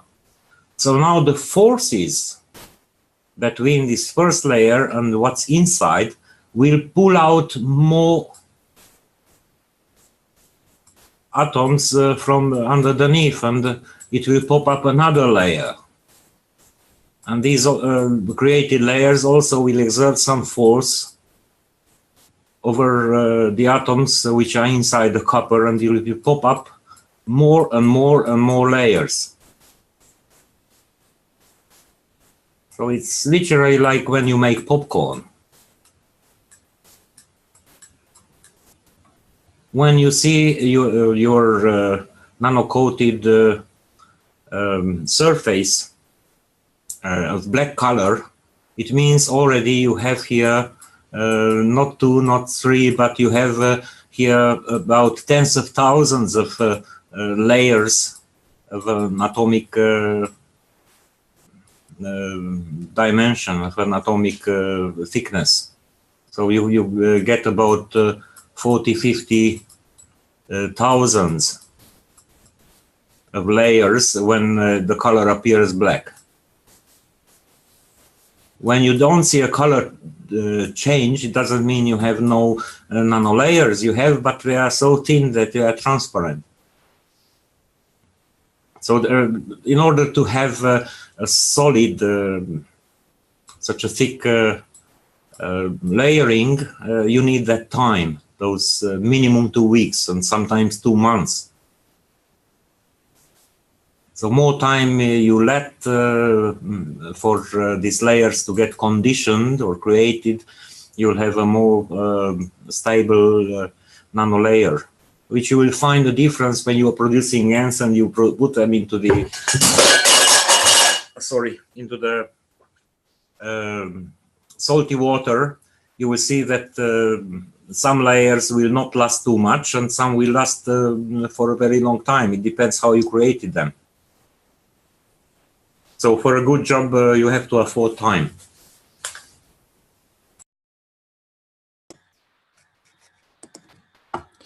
Thanks, Sandor. I think the key here is patience. We have to really take our time in creating these layers. So as Sandor said, after 2 weeks or even ideal 2 months, one can then open the container lid, leaving a small opening. This is important because that change from the caustic environment in the container to the outside environment needs to be gradual. So when you're wanting to stop the process, then you need to at least do this 2 or 3 days beforehand, just by opening that lid slightly and allowing that gradual change of transition from one environment to another.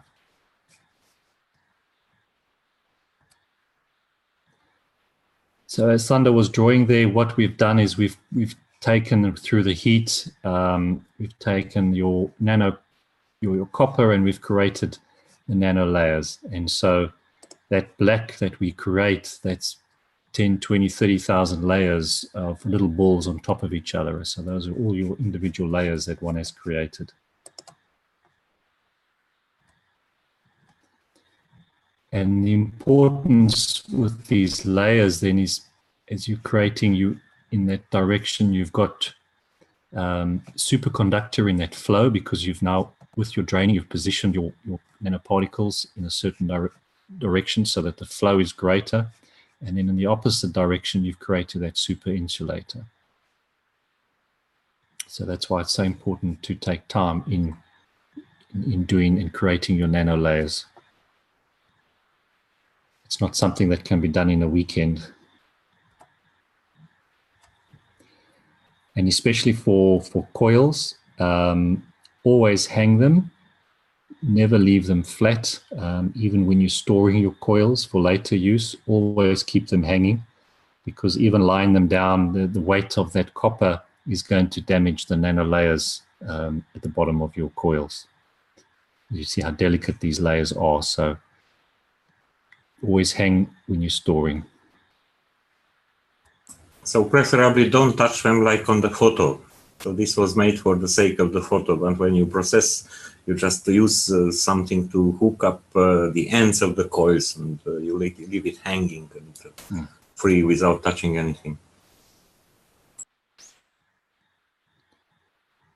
And then washing, it's just, when you finish that process, it's just carefully hold the plates from the corners and just rinse them gently with some distilled water. And please, particularly when you're going to be using them for GANS production, is to please wash all that caustic off your plates before using them in that GANS production. Otherwise, you're going to introduce the caustic into your GANS. So they must be washed before use. Do you wash them with a cloth or gently with a cloth or anything? No, you don't touch it, you just rinse it. The water will not damage it, it's very soft. And some people have suggested putting just a little bit of citric acid into the distilled water. Is that?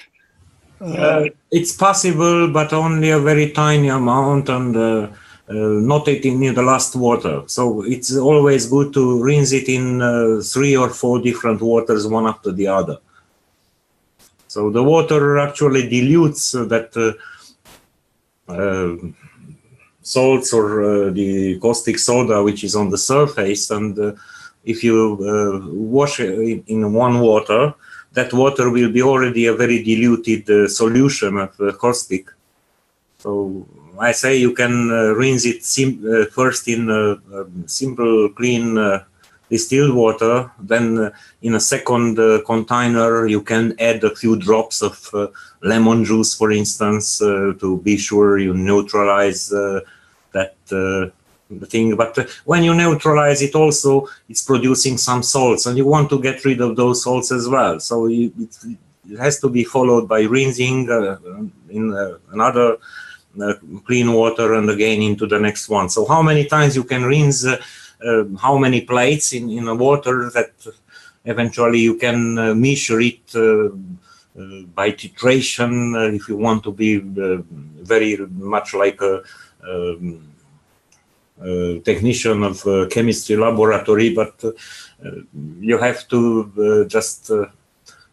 you can just simply follow your intuition and understand that if you wash, let's say, 5 plates into 3 liters of water, it will be a cleaner water than if you wash 50 plates in the same quantity of water. Just rinse it, and rinse it. You have probably no running water of distilled water because it's expensive, but you can put 3 or 4 trays with some distilled water. So rinse in first, rinse in second, rinse in third, rinse in fourth, and then put into the container where you want to store them. If you have ever seen such a photo laboratory where they are developing the photographs, it was in fashion in the 70s, and in the 80s it was less and less, so later we use now digital photography. But if you have seen such a lab, you see that they put the exposed photographic paper into a chemical, then they wash it, they put in a second chemical, they wash it, they rinse it again, they put it into the third, and then they put it into a final wash to remove all the leftovers of the chemical. So here we use the similar technique. So you have some trays or bowls or boxes with clean water, and you rinse in first, rinse in second, rinse in third, eventually in the fourth, and you can deem that it's enough clean. You put it in and you move it back and forth for 2-3 times to let water flow on it, and then you take it out and you put it into the final box where you store. And if it's not cleaned properly and you use it? So how you know it's clean properly or not? So best thing is if you can measure it, for instance. As I said, there are methods. One is to measure the pH of the last rinsing water, which is not so accurate, and the most accurate is to use a titration. So measuring the pH could be enough good method for laboratory condition. But usually you don't have such expensive equipment, so you just keep rinsing several times in clean water, and that will be fine.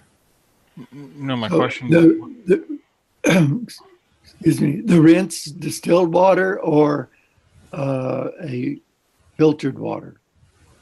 So it depends how you filter it, because some water filters for drinking water, first they filter out all the dissolved solids and chemicals, and later they add some salts to make a better taste for the water, and you don't want those salts to get into your nano coating. So distilled water is the best, or deionized or demineralized water would be okay. It depends of your filtering, so what kind of filter you have. Yes, well, we're using a Berkey water filter and not adding anything back into it. And our water is well water, so it's clean water, except probably it has minerals in it. So you can get $10 worth of cheap TDS meter. TDS means total dissolved solids, and you can measure your clean water, how clean is. How much is the indicated total dissolved solids? If your instrument is calibrated well, you can trust that value. We tend to the perfection, but we never can reach perfect conditions. I agree. I just, the amount of distilled water that I've purchased, the number of jugs that are around is just excessive. Yeah, sometimes it happened to somebody to buy from a fuel station so-called distilled water, and when he measured it with a TDS meter, he found out that it has more minerals than his tap water. So you have to trust your source. Alternatively, you can build up your own distiller to distill your own water, so you can get distilled water at 50 cents per liter instead of paying $1 per liter. Or another alternative is if you live in a place where you have plenty of rain and the law doesn't forbid you to collect the rainwater, because we heard such a strange things in some states. In that case, you can harvest your clean water for a clean surface without bird droppings, eventually to filter it further, and that's the best distilled water which is distilled in the nature. Of course, you don't collect the water, the rainwater from the first 20-30 minutes of the rain, because also you have a lot of dust and smoke in the air, and that's washed with the first rain. But when it rains for at least 20-30 minutes, then you start to get a clean rainwater. So find out that which is suitable to your conditions and location.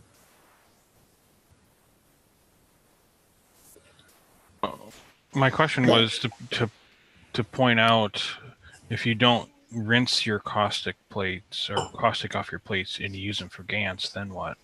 Wow, in that case, you will add that caustic which is sticking on the surface to your GANs, and that's an undesirable condition. Instead of having a pure GANs, you have a mixture of GANs and some caustic soda. So that's not advisable to use for health applications, for instance.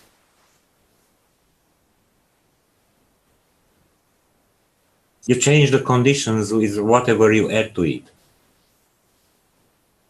Whatever substances, elements you add into the process, those will be present at the end. So that's why it's good to have a separation, a purification at the end.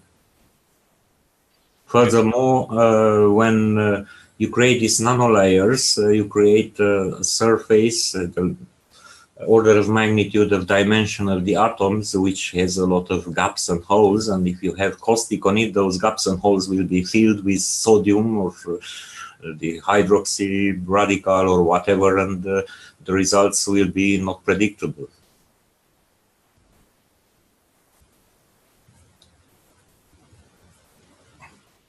Yes, thank you. You're welcome.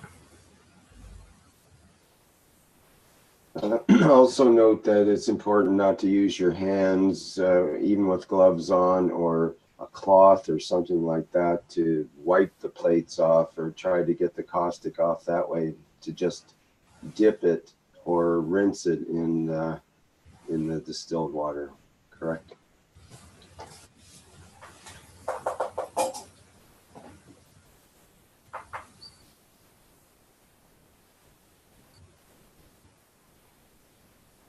Jim, there's three people here with their hands up. I'm wondering if we're... Yeah, we got quite a few people with questions here. Do you take questions now, or do you want to continue with your We just got, I think there's 1 or 2 slides to go, and then we open for questions. So okay. It will be better to leave the questions at the end, because otherwise we will never finish. I knew this was going to be a long one. Yeah. Okay. You were hoping for 1.5 hour workshops, right? Yes. That's why I didn't even bring in GANs making into this one. I knew. Well, this is good, though. A lot of really good information is coming out for people. And it's maybe a little, there's one complaint in the live stream that it's seeming a bit too advanced for the beginners. And most beginners won't want to even deal with this caustic business and so on. But you have to take into account, yes, there's some people that maybe shouldn't be doing this, but they can get other friends that just love doing this kind of thing to do the plates and so on for them.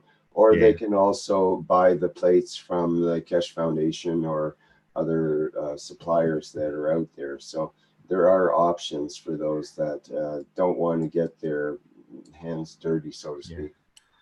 Yeah, this one we've had to go into the detail because it is such a crucial part of creating GANSs and any energy devices. So we've had to do the details so that you really, really understand how important this process is. We couldn't just skip it and dismiss it as just a quick step. People really need to understand how important this is. So that's why we have gone into the details. Well, it's huge for health if you're giving it to clients or you're giving it to friends to drink or use. It's huge. Yes, yeah.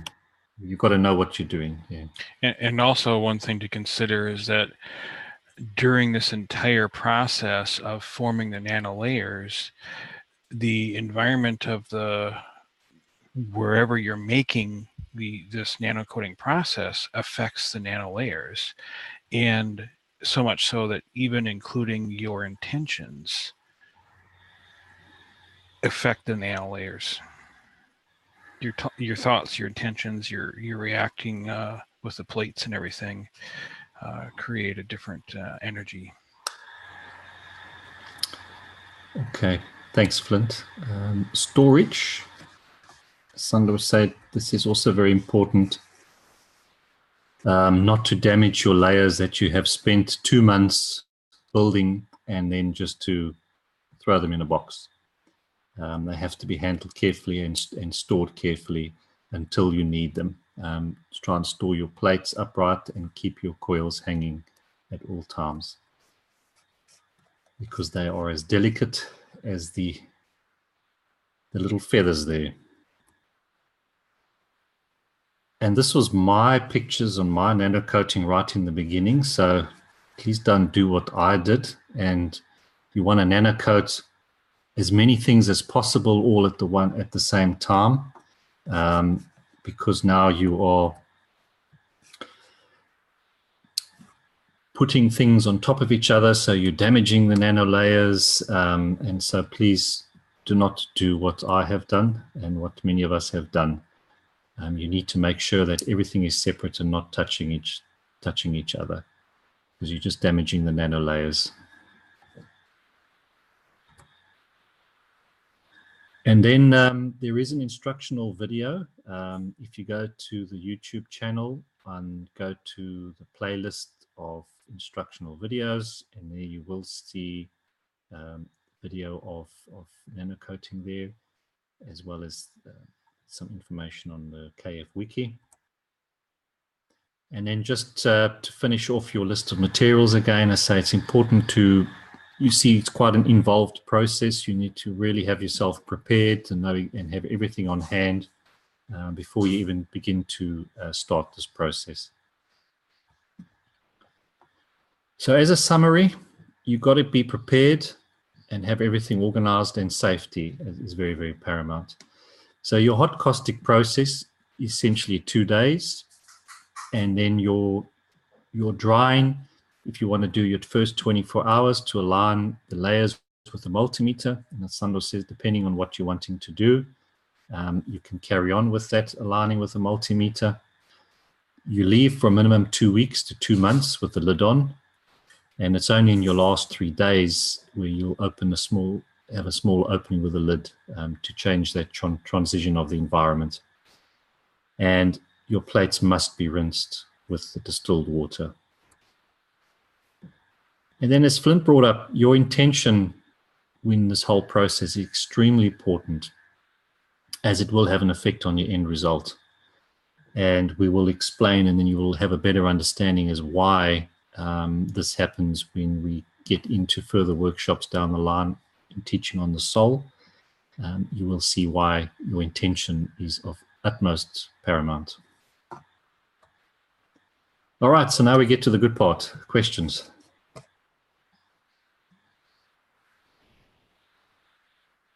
Okay, where to start here? Well,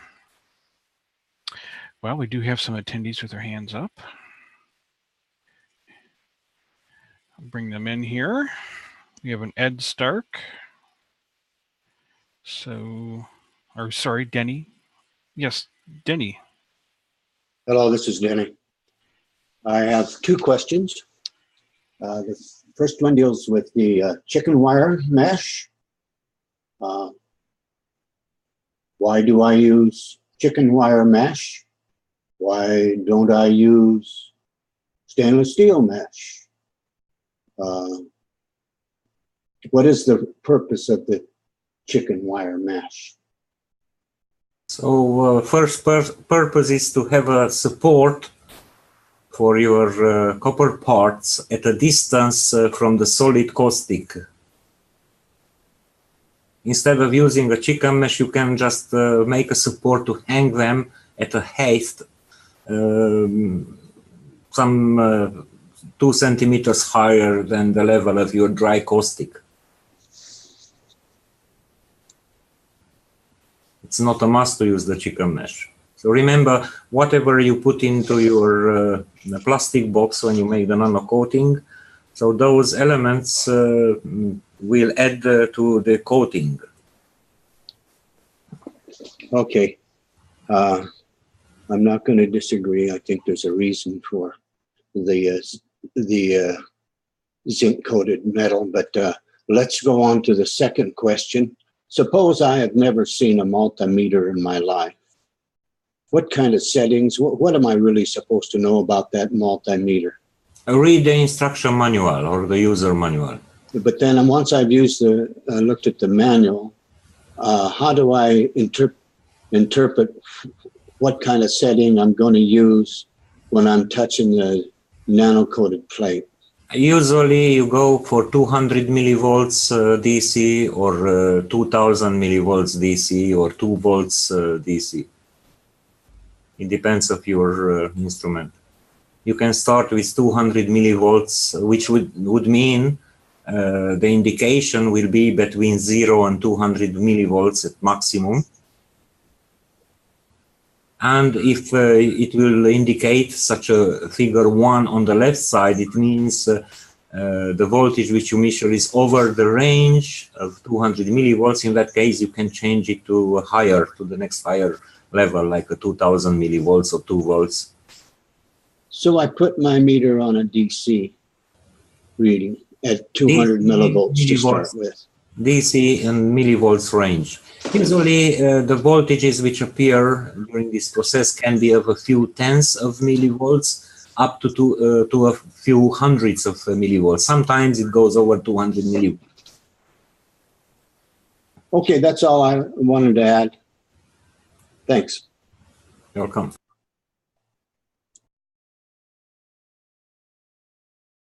Okay, we have an Ed Weatherall. Yes, can you hear me okay? Yes. Okay. My questions revolve around the creating of the nano coating, like a popcorn process.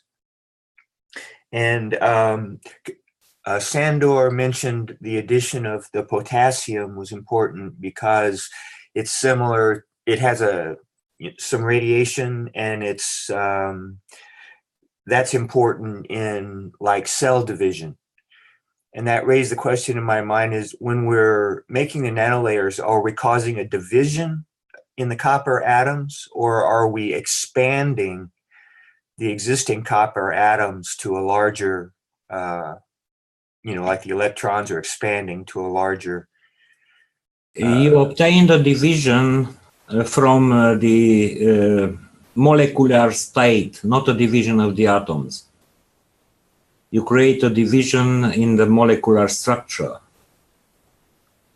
You are not dividing the atoms at this process.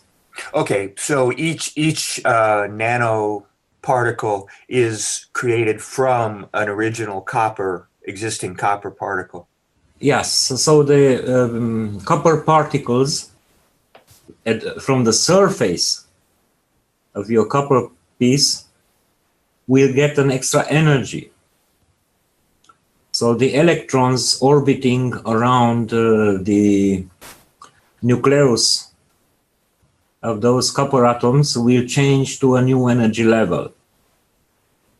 Very good, thank you.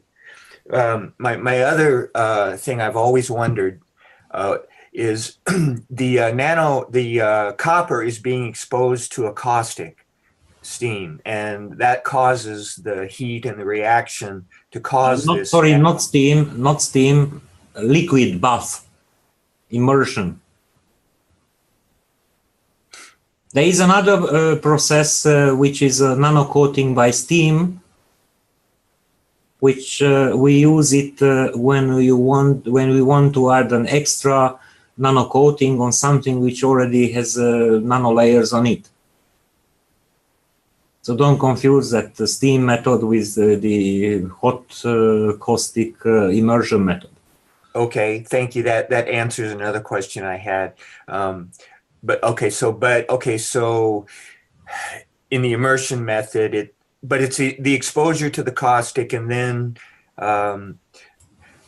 my question is, after the first layers, and I know you partially answered this, but when the first layers form, and they coat the copper, how do then the subsequent layers formed? I know you talked about the field forces of the nano layers. Is that what is causing it? Because when the first nano layers form, there is no more exposure directly to the caustic environment of the underlying copper. Yeah, still you have a little moisture of caustic. So still you have some sodium present. And you have the first layers which have been popped out. And that makes a pulling force, and it gives also some extra energy to the atoms which are still into the metallic bond. So more layers of atoms can get freed. So these layers are growing from the bottom up, and not from, they are not growing as a layer on the surface and another external layer, but the first layer will pop higher, and then the second layer will follow it, then the third layer will follow it from underneath. Really? Yeah. Okay. This is what is done in those 2 weeks or 2 months of so-called drying, which is not really drying. Drying is just the last 3 days. I prefer to call it conditioning.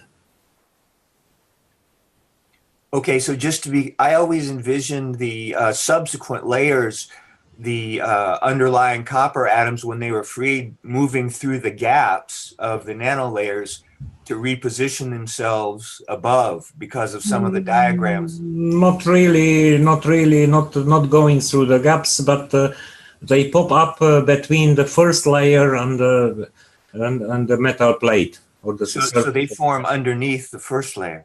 Yeah, a nice animation would help very much to understand that process. So, but we have time being limited abilities to do such animations unless we get more volunteers who have such abilities and the facilities to make more animations, and we could cooperate to make more educational animations. Okay, thank you. That's very helpful for my understanding. My last question is regarding nano layering by a different process. Do we want to address that, or shall we just wait on that? So we already passed over the planned 1.5 hours. Okay. And that would be another subject, but just for your information, there are many procedures of creating these nanolayers. So one is with using gamma layers. This was one of the reasons Mr. Cash was suspected by Belgium authorities for being in possession of gamma radiation sources, and they put him on a terrorist list or whatever, because they didn't understand how was he able to make these nanolayers without using gamma rays. So that was in the old knowledge. Also, it's possible to use many other ways to make nanolayers, and there are methods which have a common denominator, that you add extra energy to the atoms of the surface. I was particularly interested. You can use methods like with heat. You can create nanolayers by heat. You can create nanolayers by electric energy and so on. So there are several ways. Well, I was particularly interested. We all know that when we hook up our MagRav units, that the wires begin to nanocoat themselves. And yeah, that's nanocoating by plasma, and that's the best. Yes. So is that going to be covered later? Yes, probably. Okay, thank you. Not today. No, not today. How about reusing your caustic? You can reuse it for different purposes. For instance, you can keep the old cold caustic. And this is a method which on January 3rd, 2017, Mr. Cash explained to the Cash Plasma Reactor Group meeting after 2 hours and 41 minutes from the beginning of the video. You can find that video on the YouTube channel of the Cash Foundation Spaceship Institute. And in the factory, they use this used caustic for pre-treatment or cleaning of the new copper parts which are going to be nano-coated. So they put the copper parts, plates or coils or whatever, for a couple of hours into that cold caustic just before to do the nano-coating. So it doesn't make a nano-coating, but that caustic will clean up all the fat and grease which would be accidentally on the surface of the copper. Like, you know, you use an oven cleaner or a barbecue cleaner, which is basically a caustic solution, maybe a sodium hydroxide or a mixture of sodium and potassium hydroxide. It's a household cleaning, and you see it dissolves all the fat and grease. So same, this cold caustic can be used to clean your future copper parts which are going to be nano-coated. You put them into that cold caustic, you leave for a couple of hours, and immediately from there you put immediately into the hot caustic process. You don't let them on the air.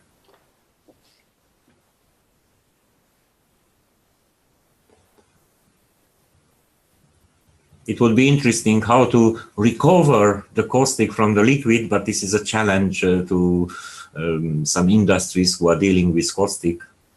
It's very difficult to take out all the water of the caustic once it is in solution, because the caustic itself, it's a hygroscopic, so it's attracting the moisture. So let that be a future subject. Very good. One last question is the container. Here we're using plastic, but there is the option of stainless steel or glass. Glass is basically attacked by caustic. So you see its surface will change, because glass is a mixture of some chemicals, and some of those chemicals are degraded in the presence of caustic, so glass is not suitable. Furthermore, with high temperature, the temperature shock, the glass may break, so we don't advise using any glass for that. The best is to use a plastic which is heat resistant. And one of these plastics is polypropylene, PP. You find that usually on the bottom of the boxes there is a recycling symbol with a triangle with number 5, if I remember well. But 5 it's for a group of plastics, and usually it's added the letters PP, which means polypropylene. The boxes which are good for food, for put food into microwave, for instance, or for storing food, are usually made of polypropylene, but you have to check. Polypropylene will start changing its shape at about 120 centigrades. And it will melt at, let's say, 140 centigrades. And you have to understand, when you add the hot water, boiling water to the caustic, that will increase its temperature suddenly. Depending on the concentration of the caustic, it can rise up to 105, 110, or 120, or 130 centigrades. You see, in the material safety data sheet for caustic, always it says, never dissolve it into the hot water, always in cold water, because it will produce extra heat. So that's for safety. But here, we need that extra heat. That extra heat is part of the process. So you use plastic which withstands that heat. Polypropylene, it's fine. And for storing the caustic, also you have to take care to store it into containers or bottles which withstand the caustic. And one it is polypropylene, and the other is HDPE, high density polyethylene. Never store it into PET bottles, like the Coke bottles or soft drink bottles, because in time the caustic will find its way to leak out, and you don't want a caustic spill that you can put in danger your feet or the pets and so on. So don't put it back in your distilled water bottles. I am putting back in my distilled water bottles, but I buying distilled water into HDPE bottles, polyethylene of high density. So it's no problem, but never put it back into the bottles which are made of PET. I could share my camera if the host would allow me to show the difference of those plastics, how they look like. Yeah, go ahead.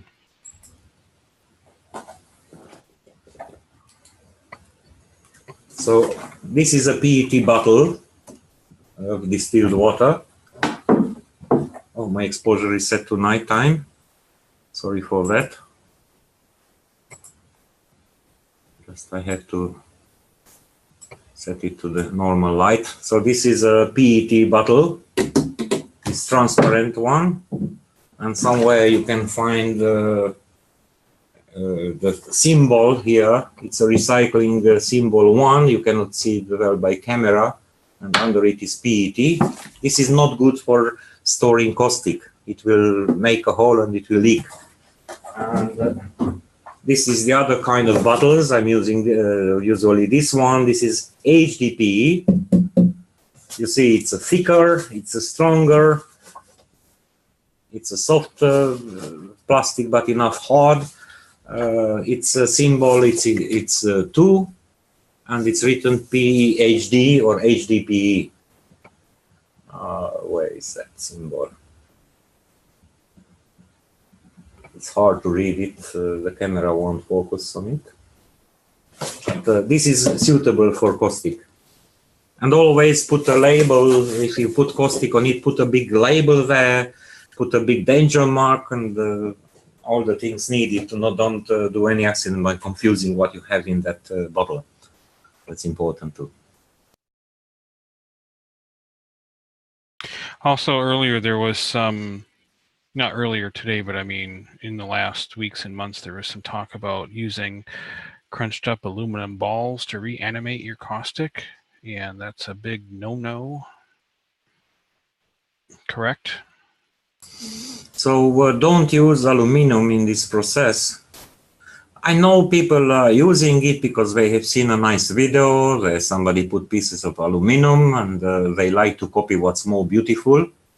So you have to understand, if you put aluminum into caustic, that will, what effect will have? First of all, it will produce a lot of hydrogen. So more aluminum in caustic, you will have more hydrogen, and you can reach to dangerous conditions. You don't want to blow up your garage or your home. And the second thing is aluminum will get embedded into the nanolayers, and when you use it for health, you don't want to have the fields of aluminum, because those can cause something which is well known as Alzheimer's disease. So the problem with aluminum, that in certain circumstances, along with potassium, it can create a field strength which is equal to the field strength of the zinc, and zinc is needed by the brain, but instead of taking the zinc, the brain or the nervous cells, the neurons will take up such a aluminum combined with potassium, and that will not ensure the proper functioning. So stay away of using aluminum in your nano coating, and if you use, you can use that the nano coated things to create energy, but never for health applications. And that goes to not using an aluminum pot or pan, or even a stainless steel pot or pan for nano coating for health purposes. So stainless steel, it's an iron which is combined with chromium, sometimes some nickel, but chromium basically, and whatever elements you put in touch with your hot caustic, those will go into your nano coating. If you want something predictable, so please use the plastic that gives good results. Plastic, like polypropylene, is mainly made of carbon and hydrogen, and all these are very neutral, so you have no problems with it. Furthermore, some part of the carbon from that plastic container may build up into your nanolayers, which will create such a graphene, such a 5–7% of your nano coating may contain the carbon structures, which is no problem.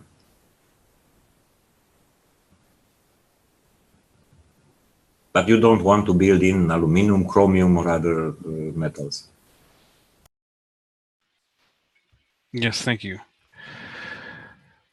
Okay, moving on, we have Jalal.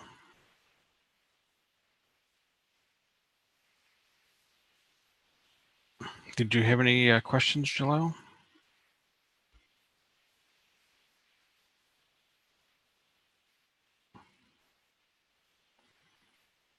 Okay, perhaps he's busy.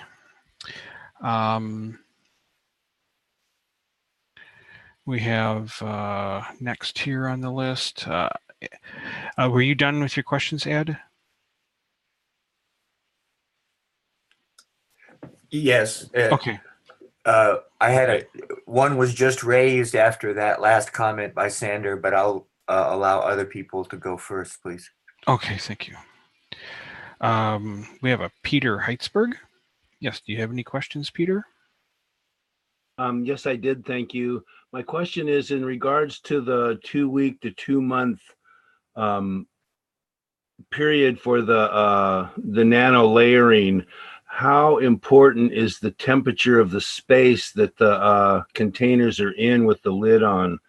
Does it need to stay a pretty constant temperature? And if so, what sort of temperature are we looking at?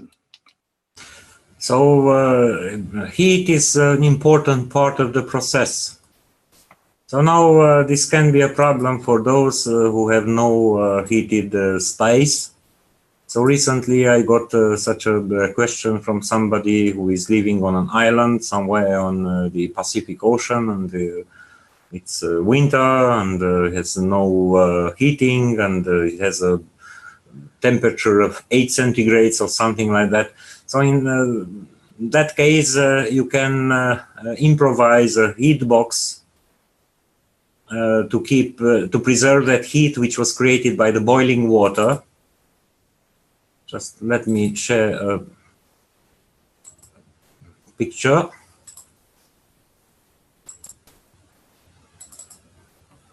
So I advised for nano coating can use a big box, a cardboard box, a wooden box, does not matter, a box which is bigger than the plastic container.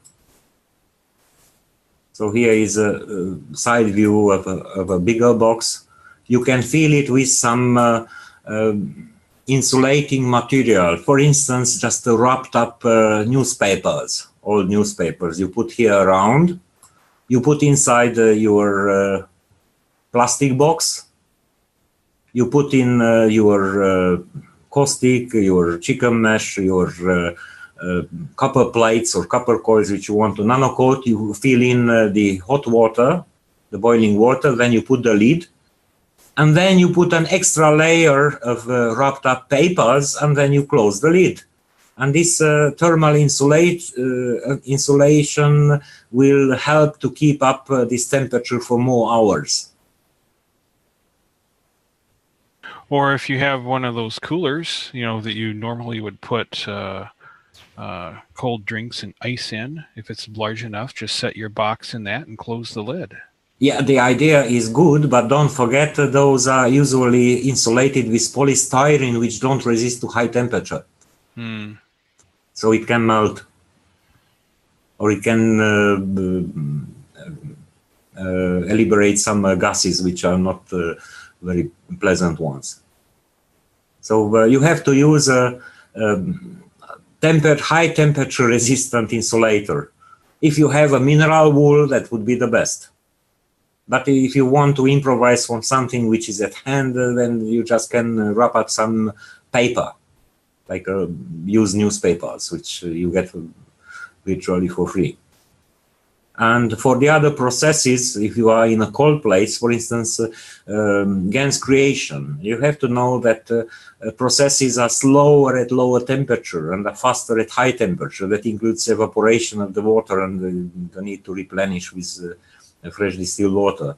But if you are really in a cold place and you don't have, you have no possibilities to heat up all your house, in that case, you can make such a heat box. A box made of wood, for instance, you make such a ventilation holes to not overheat. So such a 40 by 50 centimeters by 70, 80 centimeters or whatever size is suitable for you. Then you can put some electric lamps, not LED lamps, but this normal heat producing lamps with filament. And you have to check the temperature with a thermometer to not overheat it. Or eventually you can put a thermostat to automatically set your temperature. So you can overcome these conditions. If you know what are you following, you can find a method how to get over. Or you may laugh, but one of the cheapest ways how to create a constant higher temperature is that used by gardeners in the northern hemisphere when there are autumns, winters, and cold springs. They use the manure. So they have boxes where they put earth and they are growing their seedlings. And they put around a lot of cow manure or horse manure around, and that makes us, they put some straw.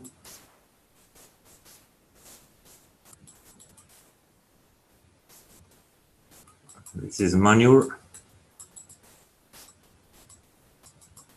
They have a lid or something like foil, and this manure is going to make a biodegradation by fermentation by some microbes, and it's producing some heat and also some smell sometimes, and you don't want that smell. But if you are really in the middle of nothing and you have no wood, like the gentleman who was living on an island, and the wood to make fire is very expensive because it's imported, they have no wood to cut on that island, this would be one of the ways. If they have some cows or horses, he can get some manure and to make a heat box with manure even in his garden. And still we'll have here 15-20 centigrades. So such method of heating was used, for instance, by the Kyrgyz people hundreds of years ago. They made a palace of the king of wood, and this was the house, and they put a lot of horse manure around.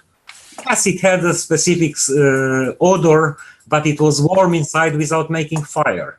So if you have such a knowledge, you can improvise, you can use methods for achieving what conditions you need. So this is not a recipe now to be followed by everybody, but those in special conditions, in harsh environment, can think about what can they use to get a proper temperature.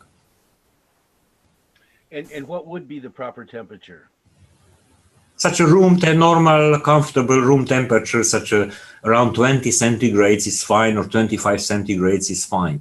If you are in a colder place, like in your garage out in the winter, you will see the process is not working with the same speed. Great, thank you very much. You're welcome.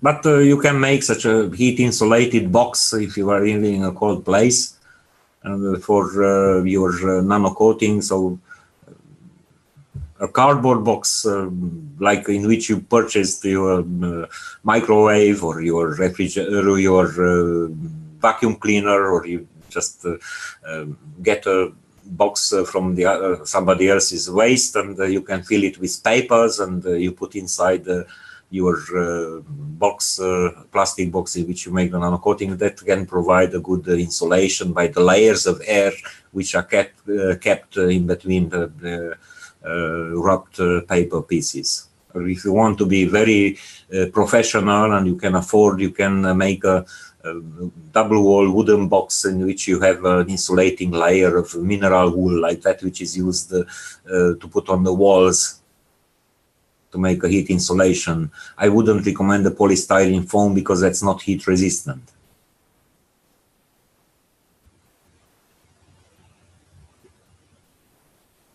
I think we'll have time for one or two more questions.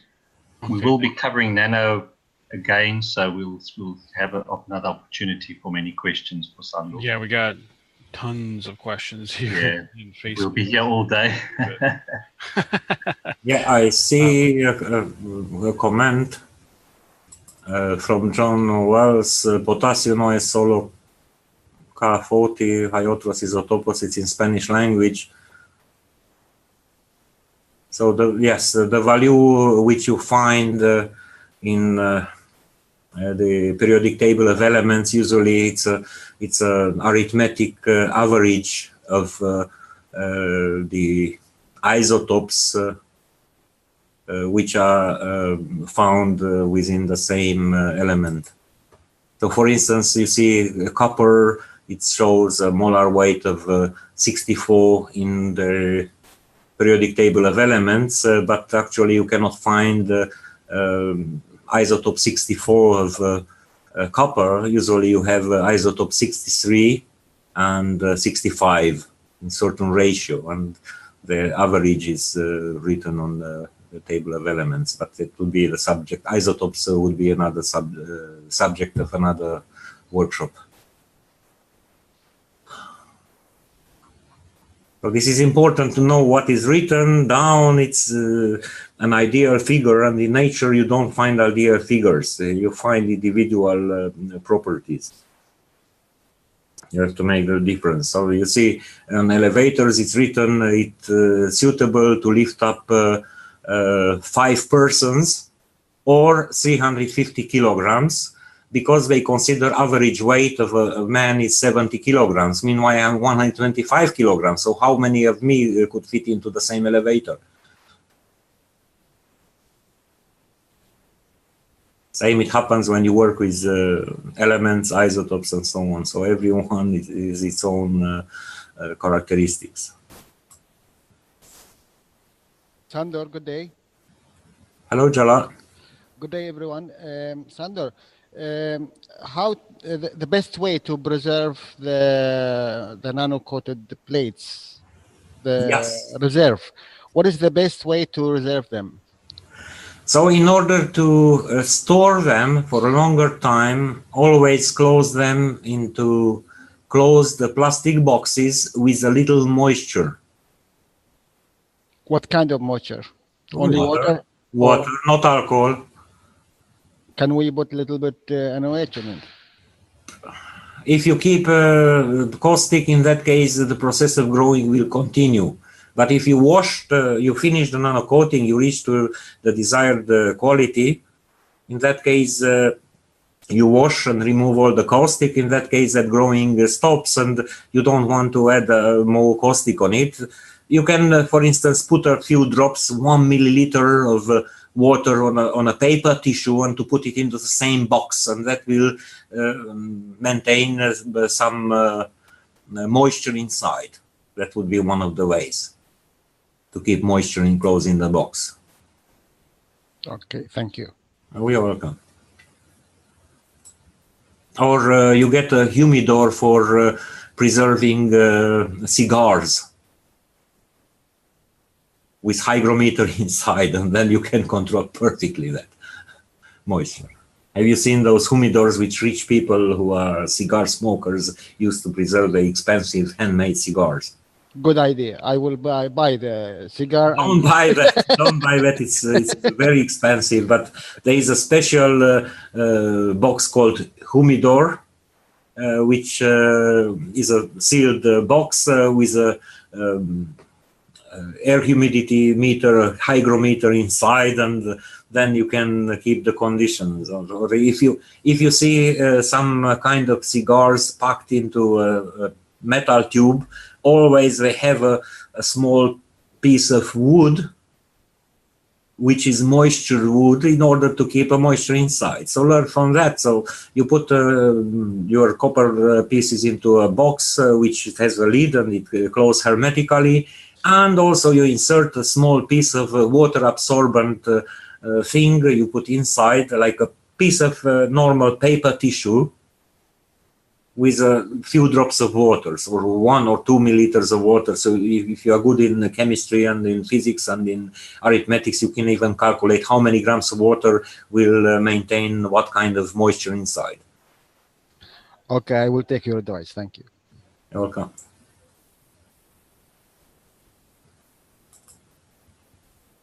So there were questions regarding fire nano coating, so that will be another time, not today. Yeah. About effect of changing of potassium ratio on the nano coating. So if you have more potassium and less sodium, or you can have a nano coating only with potassium hydroxide and no sodium at all, that's also possible. In that case, the spacing between the atoms, the copper atoms in the nano layer will be different, because potassium gives a different energy level and sodium gives a different energy level. Yes, it affects.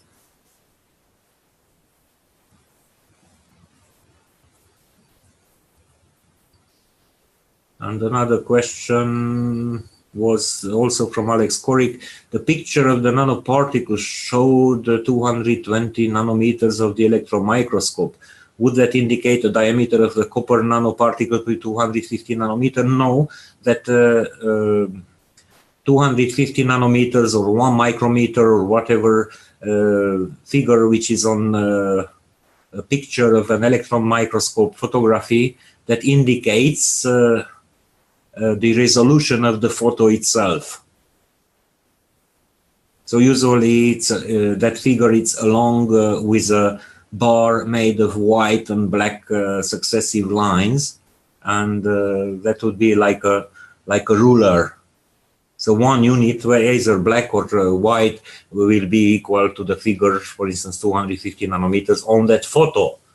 So on what you see on the photo, it's something different. It's you don't see the nanoparticle itself on the photo because you don't have such a high resolution picture usually. You see like mountains and valleys, but if you look at a original piece of copper, which you didn't make any nano coating, also you will see a lot of bumps and mountains and valleys according to the degree of finish of that piece of copper. So when you have something very shiny like a mirror and you watch at electron microscope, you still see those bumps there. It depends of how well it's polished the surface to have a very smooth surface.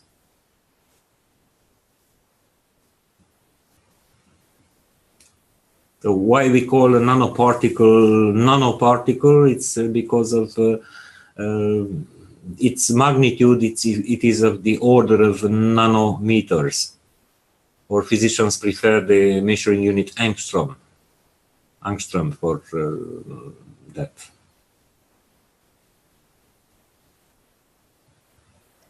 Ed Weatherall asked, can we use a heat lamp? What for? To maintain the temperature? Yes, I asked that when we were talking about creating a box to keep the nanocoating process warm.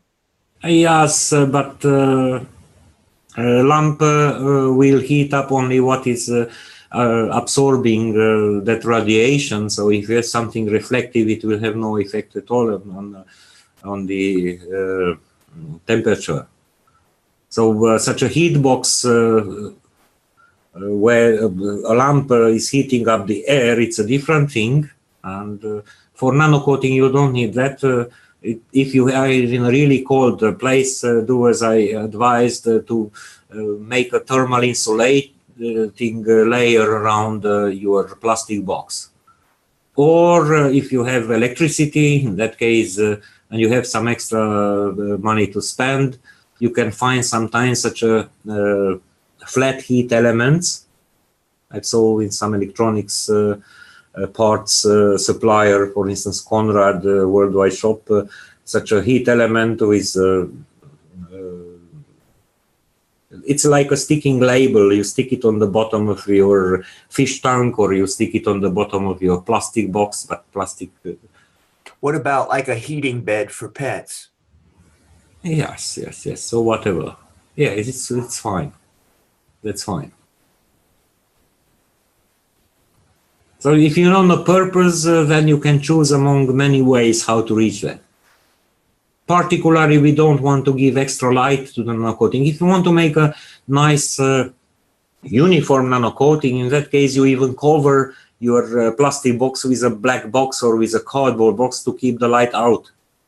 Because you will have a different quality of nanocoating on the side of a plate which was exposed to light, and different quality where it was not exposed to light. If you want to have a very uniform nanocoating, in that case you lock out the light itself. You can just cover it with a blanket or whatever. So setting your box in the sun is not optimal? I don't say so. I know some people are promoting such a method that they don't use any hot caustic, they just spray some cold caustic and they put in a plastic bag and they hang it out in the sunshine. Yes, they will produce a black surface, but I'm not sure about what you can do with that quality. Certainly it will be a different quality of coating than that one used with hot process.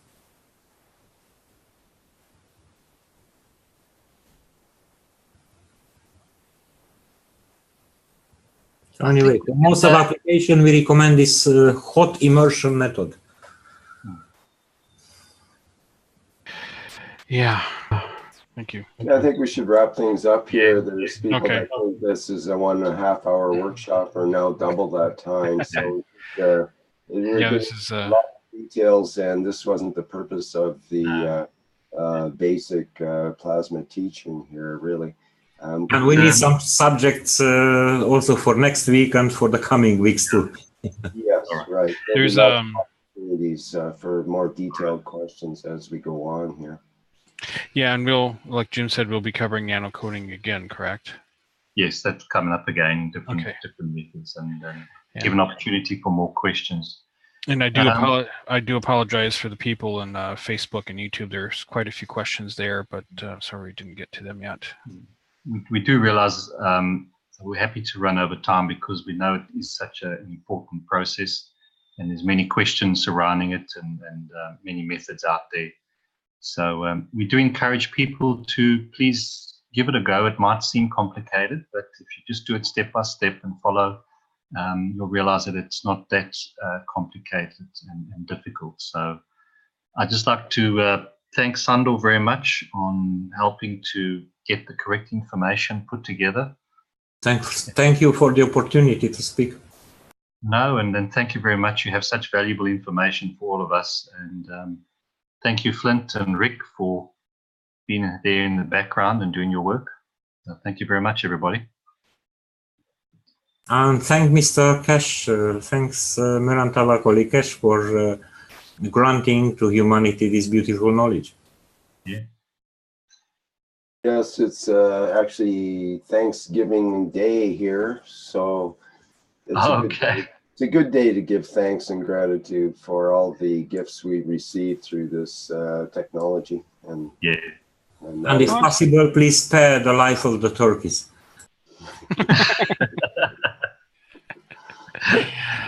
Okay. They are such a beautiful and lovely creatures anyway. I'll tell that to my friend that's a turkey farmer. Yeah, happy Thanksgiving. That's you guys. Thank you very much, everybody. Thank you, Sandor. Yes, thank you, Jim. And we'll see you next week. Okay. Well, thank you everyone for coming today. This is the Keshe Foundation Spaceship Institute Public Teaching in English for Monday, October 9th, 2017. Understanding Plasma Science series. And we'll close here with some music. And again, thank you for coming.